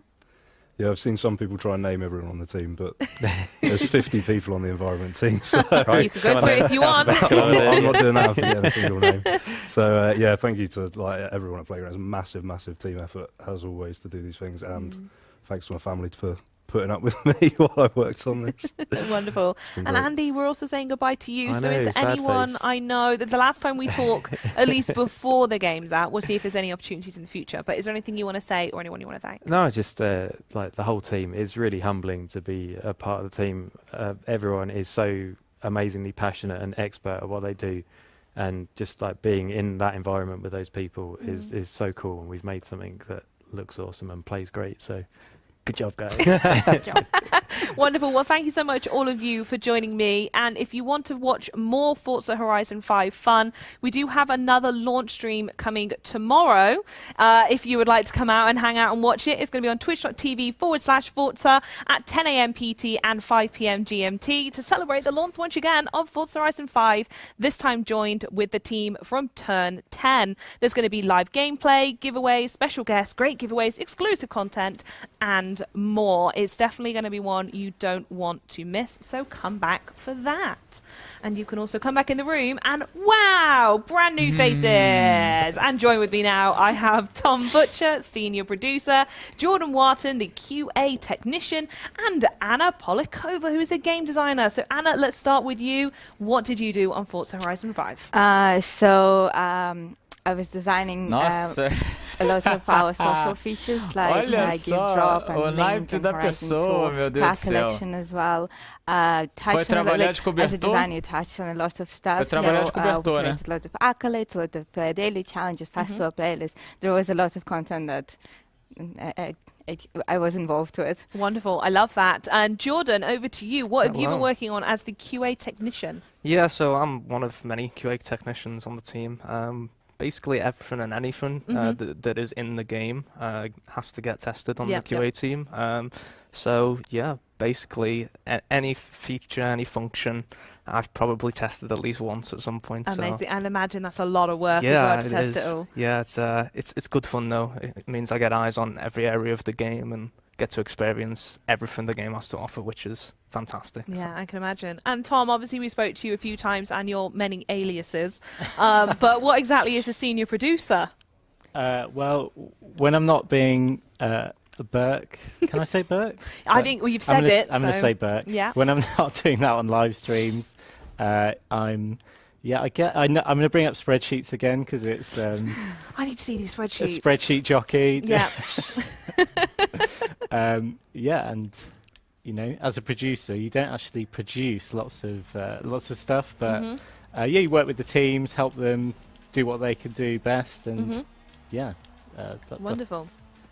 So I see you've already sat down and you've immediately put yourself into a race. I have, yeah. So before we do actually go into this race, I'm going to call out how I'm very proud of all four of us to turn up today wearing tartan. And I think that's wonderful that we've all decided to dress for the occasion. In case anyone in chat's called it out, I've done it before you. So anyway, this race, what is it that we're doing? So we're doing a scramble event. I guess I just picked it. And that's one of the, I think, the great things about Forza Horizon is there's always just something to do. You know, it just pops up. Whatever you were doing 1 minute, you could just be passing. Maybe you're thinking about going to bed, but then you find something that I'll just do that, and then I'll just do this, and then suddenly it's like 4 a.m. And you're still trying to get that one bonus board on the rock. Exactly. It's always a bonus board, isn't it? And there are some particularly fiendish ones in this. Well, I do want to talk to you two, both Jordan and Anna, because both of you have worked in some aspects on the accessibility and the inclusiveness of the community. So, Jordan, I'd love to talk to you first about the sort of accessibility features that you've worked on and your experience of, bringing them together as we reach the final hurdle of the game release. Yeah, of course, yeah. So, I mean, the accessibility options were one of the focuses I personally wanted to have when I was testing the game. Especially since, we've got such a wide range of people who play the game, it's really important to make sure that anyone and everyone who wants to play the game can play the game and also enjoy themselves. Sure, yeah. So we've got different assists in the tools sections and the accessibility for auto steering or simple things like changing the difficulty of the driver's tars just to make it a little bit easier. Stuff like that, it all needs testing, making sure that the different difficulties of the driver tars actually work properly on every race, for example, making sure that the route that the auto steering takes you down actually keeps you on the road instead of crashing into roads, that kind of thing. So you've tried essentially every iteration of these features to then dilute them down to the very best form. Exactly, yeah. So obviously there's loads of different accessibility options that each have their own settings, and just making sure that they can all work with each other. To really make sure that, if people do need that assistance to play the game, that they can still play it and have fun without feeling like the game's holding the hand too much as well. Absolutely. And this is something I think ties really into the link that we were talking about earlier. And I know we've spoke previously about gift drops and stuff you add, but it's furthering that accessibility and making it fun to play with other players. So I don't know if you want to speak a little bit about the work that you do in that area. So there are a lot of features that kind of like aim at making community feel inclusive in terms of like social as well as like in terms of like physical accessibility.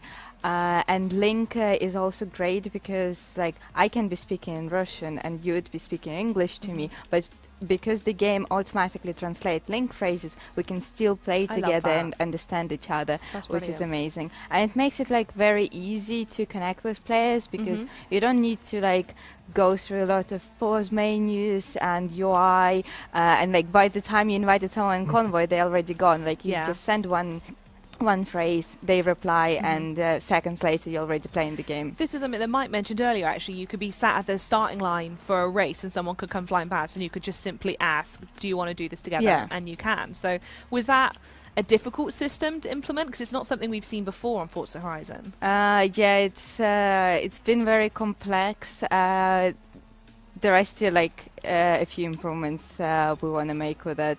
But it adds a lot to the game. I guess like that kind of comes from the complexity of it as well.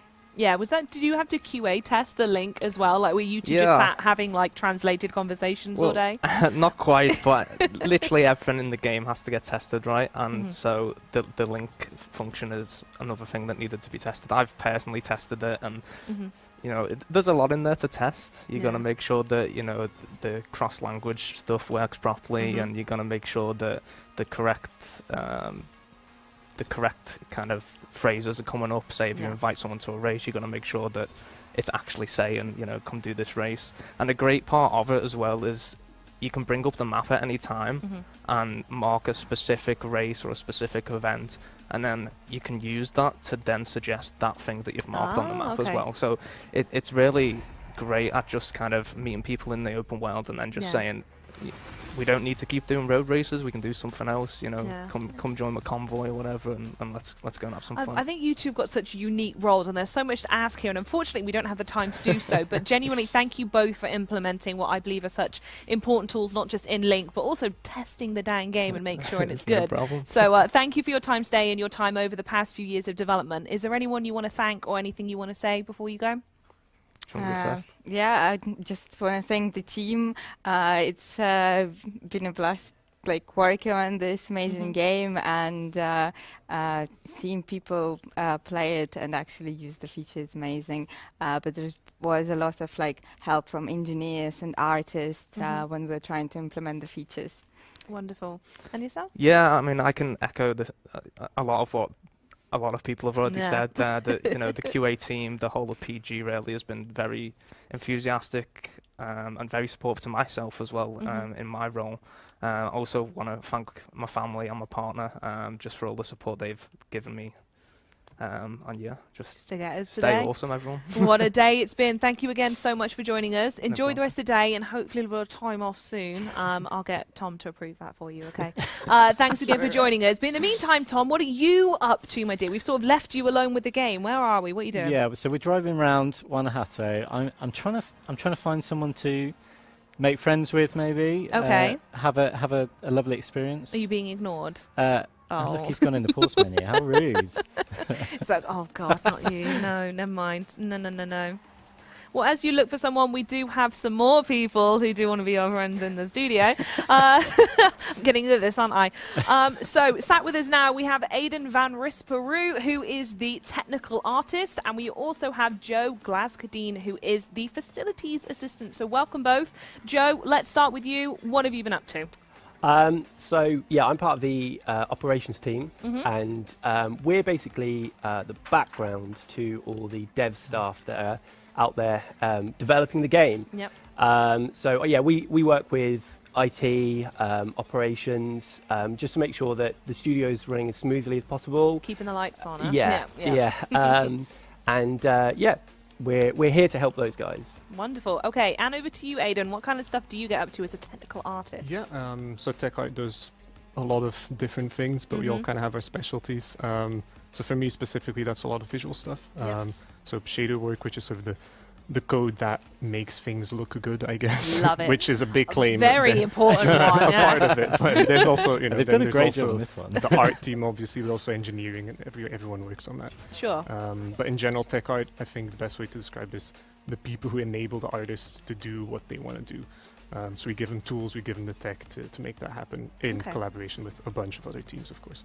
Wonderful. I don't know if there's anything particularly you want to go look at, but I'm going to do a special thanks to Joe for making these streams possible as well. I've said this phrase before, but it would just take a village just to make this happen, just to have me sat here talk to everyone. So thank you for that. It's all good. Yeah, no, it's been a very fun couple of months. I don't know if you want to share any sort of background information on what it's like, even just to create these streams and to bring dev builds in to show everyone. Yeah, I mean, so obviously it's been a tricky kind of couple of years just for everybody. So there's been some kind of challenges that we've had to overcome to make sure that the game was developed on time and everything went as smoothly as possible. And testament to the dev team as well, that they've kind of adapted to this. And the game that kind of we see in front of us is just yeah, it's absolutely nuts. So yeah. We've been kind of working to get equipment out to everyone, also to make sure that there's people in the studio if anything goes wrong, that there's people kind of in the know that can help out with those scenarios. Also been able to do some nice things to kind of get some kind of goodies out to the team. These T-shirts we've got. I've noticed everyone's. Yeah. I'm gonna have to see if I can steal one on the way out. Very important. That is a very important role. Yeah, I mean, yeah, but yeah, I mean, it's been great fun, kind of just to be part of everything that's been going on. So yeah. I find it fascinating that we've got two people on this over here. You on the external of the game, and Aidan very much focused on the internals of the game. I don't know, as we toot around here with Tom, if there's anything you want to call out that you're particularly fond that you worked on. Yeah, I think the weather effects is one that I'm still pretty happy with. So maybe we can go to a race and just kick it into like a wet race or even a tropical storm race. That sounds great. Yeah, let's do it. Yeah, also, just looking at the map now, I know obviously when we started the stream a few hours ago, it was fresh map, but just seeing how the map eventually builds out with all those other elements is so exciting. Yeah, I was watching the stream a bit while everyone was playing, and you would see the weather come in, and rain comes in, the puddles start forming, and then it dries up again, like as you're just playing, which I think is really cool, and everyone really worked hard on that to make that work. Yeah, I think if we just do just about anything you want here, totally. And we can set it to the wet season or the storm season and set some tropical storm. Because there was also a big cross-team effort to make all the vegetation move with the wind, which really sells that effect. I think we have the Tulum expedition, which is a really good example of that, I think, where you really see all the work everyone put into it. And you see the trees like as you escape through the jungle. I think it's one of the very early things we showed. As you escape and that music kicks in and you see all the trees sort of bending and the leaves, fluttering in the wind. I think it really sells that feeling.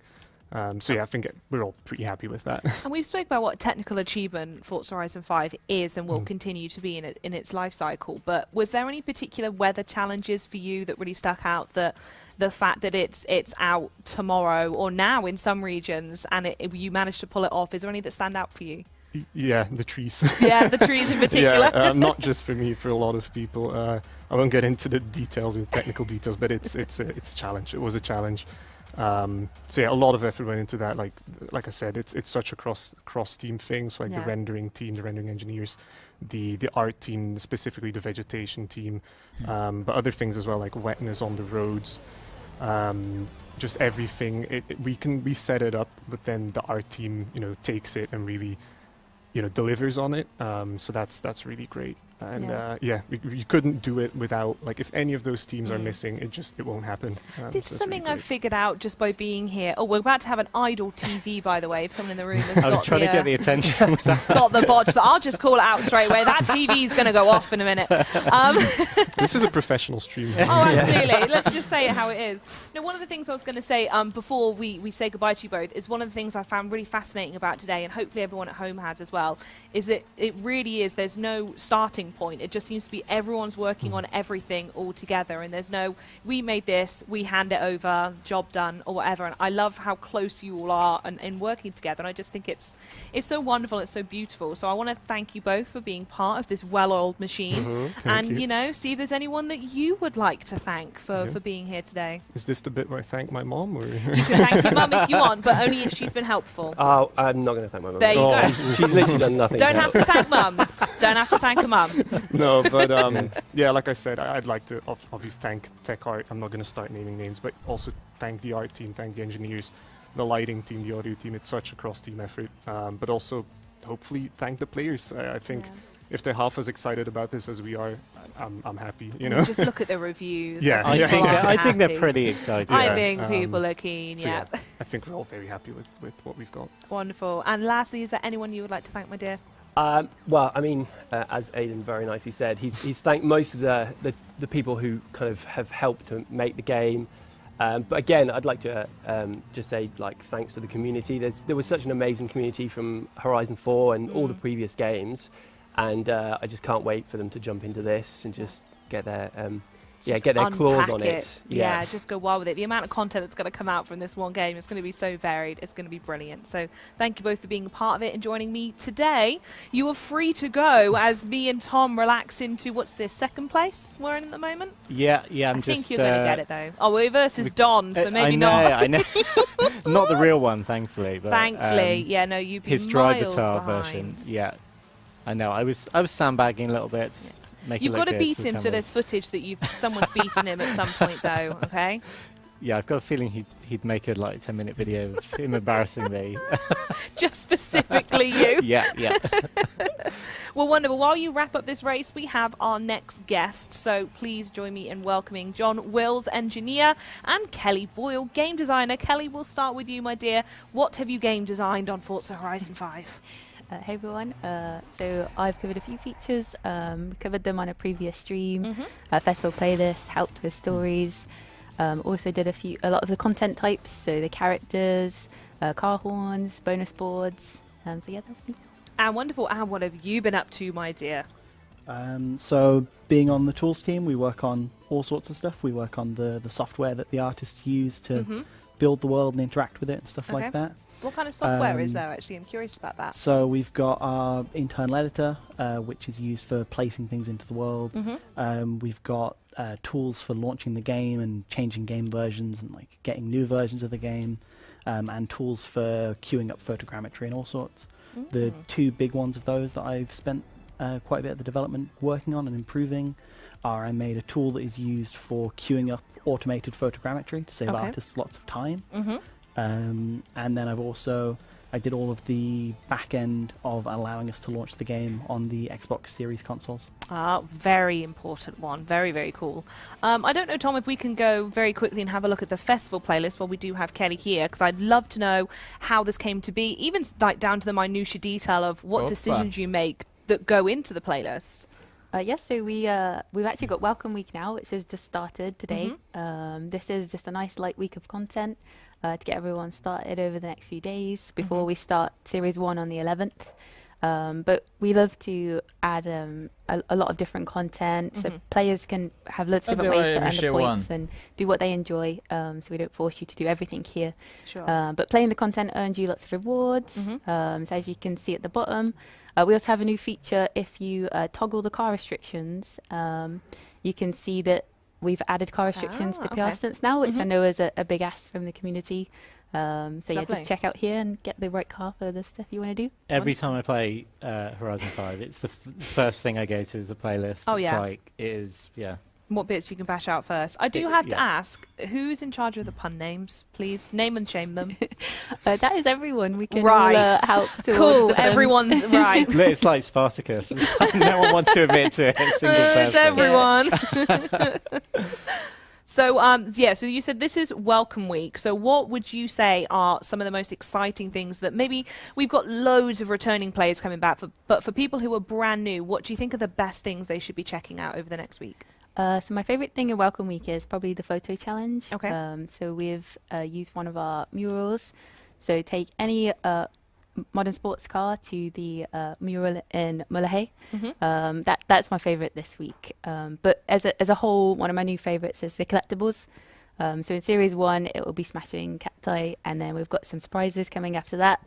But we basically will place them in different areas of the world, and you've got to find them like the bonus boards. So it's one of my favourite types of content to play. Lovely. I won't ask for an answer here because I'm very aware you can't tell me this, but I'm curious, how far ahead of time do you have to plan these monthly playlists? Because so much work must go into it. Like, are you working on Christmas plans already, or are we up to like April?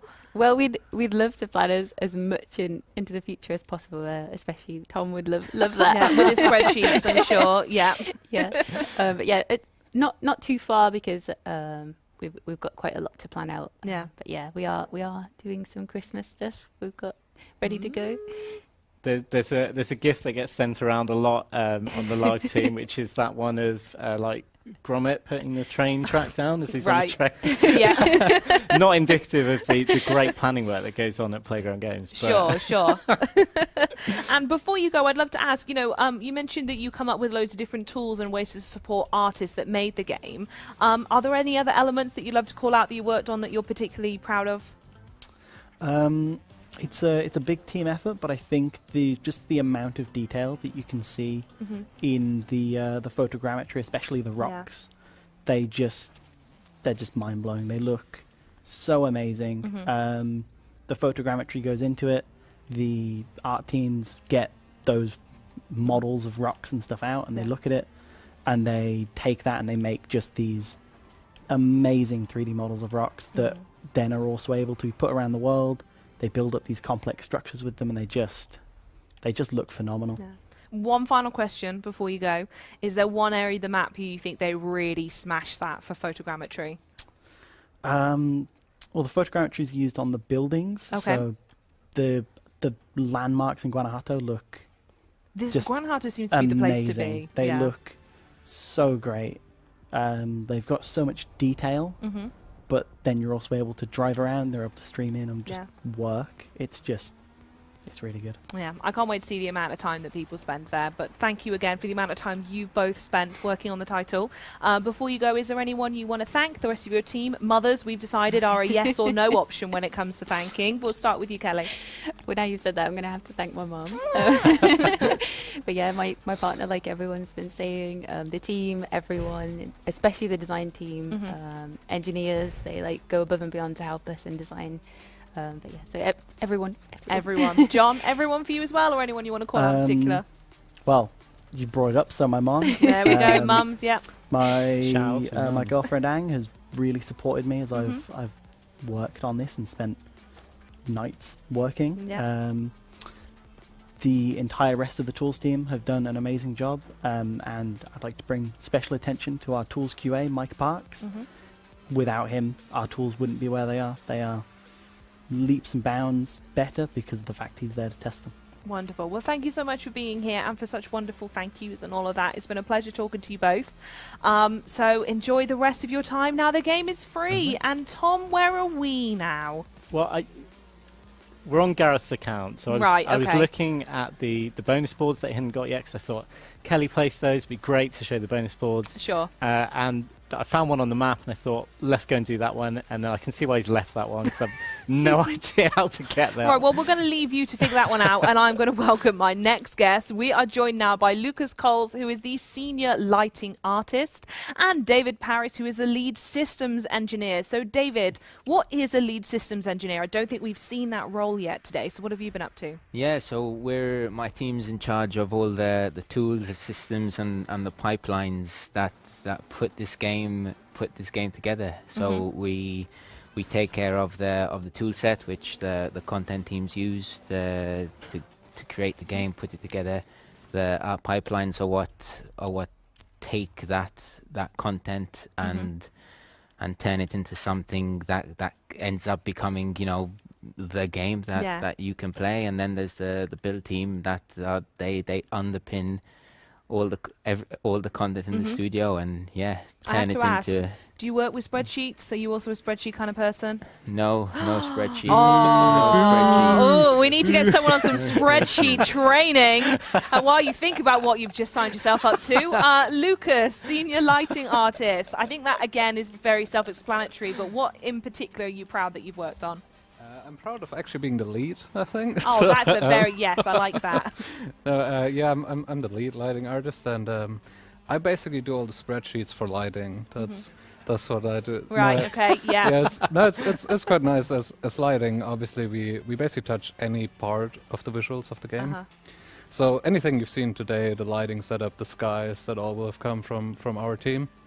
Well, realistically, anything you see, surely, because if there's no light, you're not going to see anything that anyone else has done. So we can be thankful for that, yeah. I'm also told that you are our last group joining us today. So, Tom, we need to make sure we pick a belter of an activity to do. You seem to be doing the speed zone at the moment. Yeah, we probably do go out on a bit of a bigger note. Yeah? What do we think we need to wrap with? There's the Eliminator.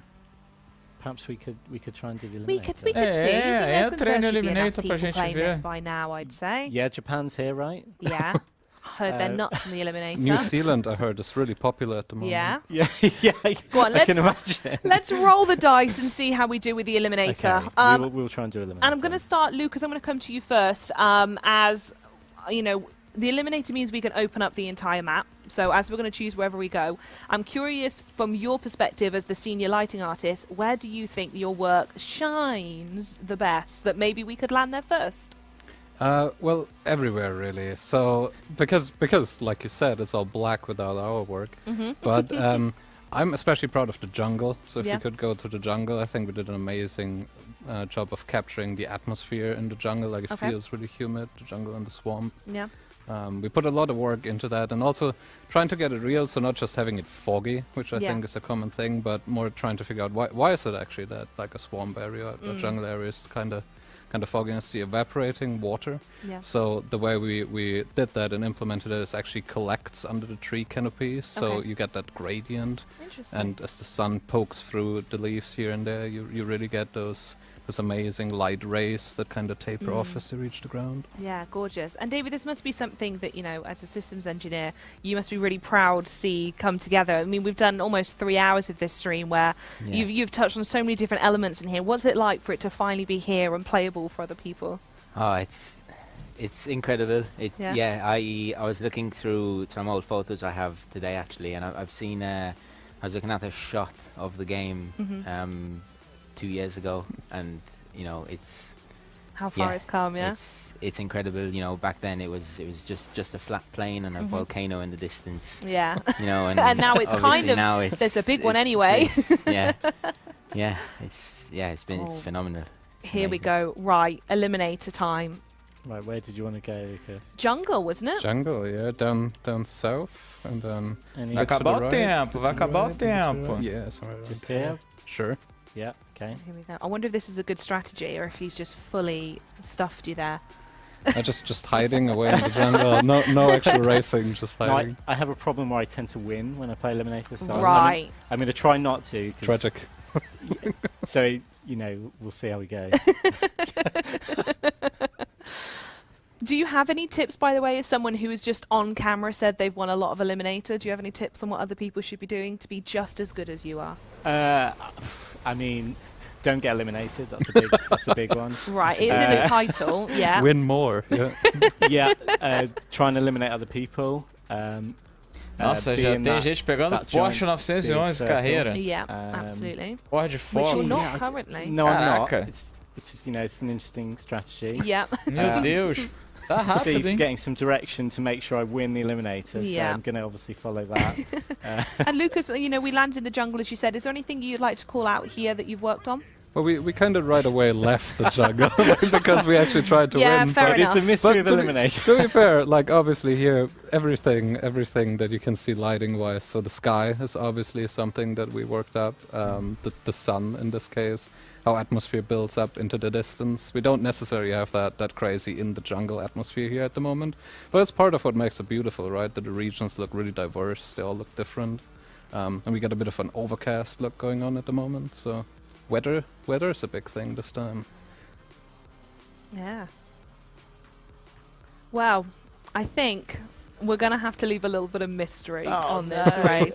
We're all just going to assume that Tom's going to win this, and I'm going to challenge you to maybe take a screenshot and tweet and prove it if you did win it. Absolutely. Okay, because we're going to have to wrap here. So, before we go, guys, I would like to know, is there anyone that you would like to thank or anything else you'd like to call out? Make this as big, as grand as possible, because, I mean, after this, the game is out. So what are you really thankful for?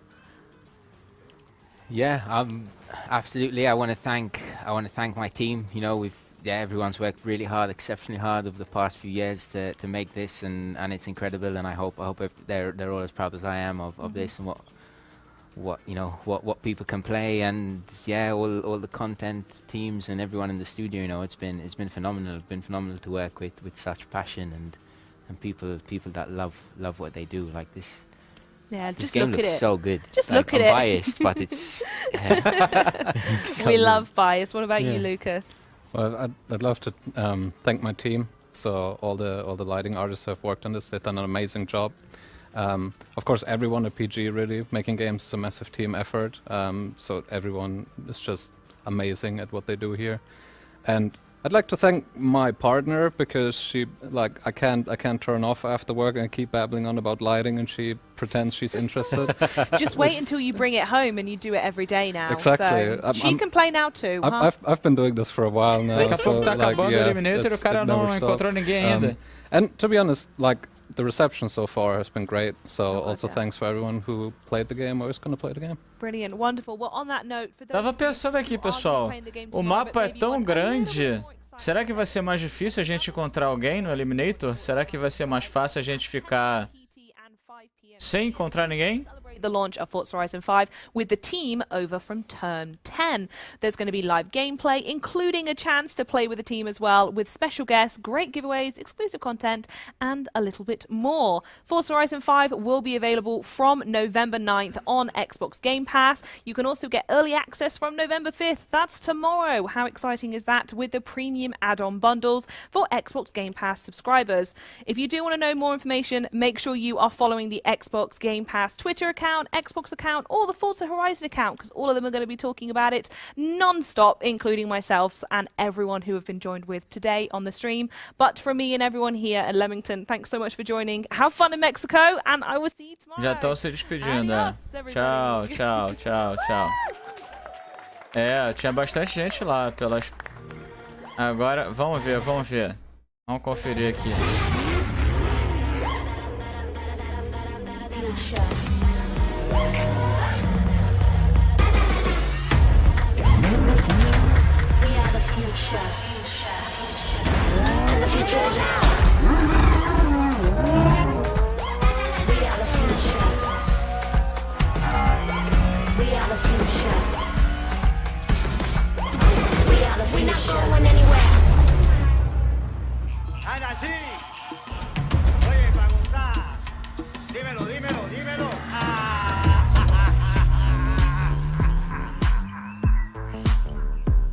Soy rara, te lo acepto, estoy loca, tengo mis defectos, perdida, corro de abajo arriba, aún no sé explicar la medida, lento, voy retrocediendo y cuento el tiempo que no vi siendo un ciego, voy cayendo cada mañana, lo siento desde la madrugada, en el campo esto es una batalla, pero no se me acaban las balas.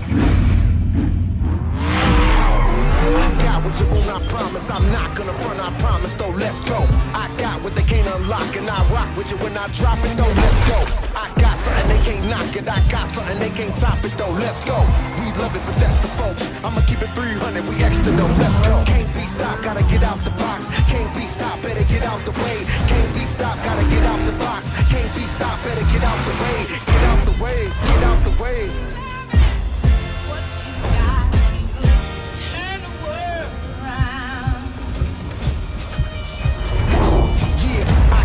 you won't, I promise. I'm not gonna front, I promise, though, let's go.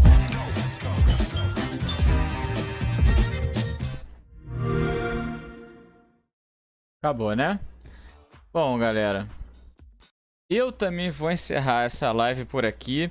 Queria agradecer a todo mundo que ficou, todo mundo que assistiu um pouquinho, que assistiu muito, que ficou até o final mais ainda. Lembrando que eu vou tentar fazer um resumo dessa live, trazer em forma de vídeo ainda hoje aqui no canal, trazendo principalmente o Event Lab, que foi a parte mais inédita que a gente teve hoje.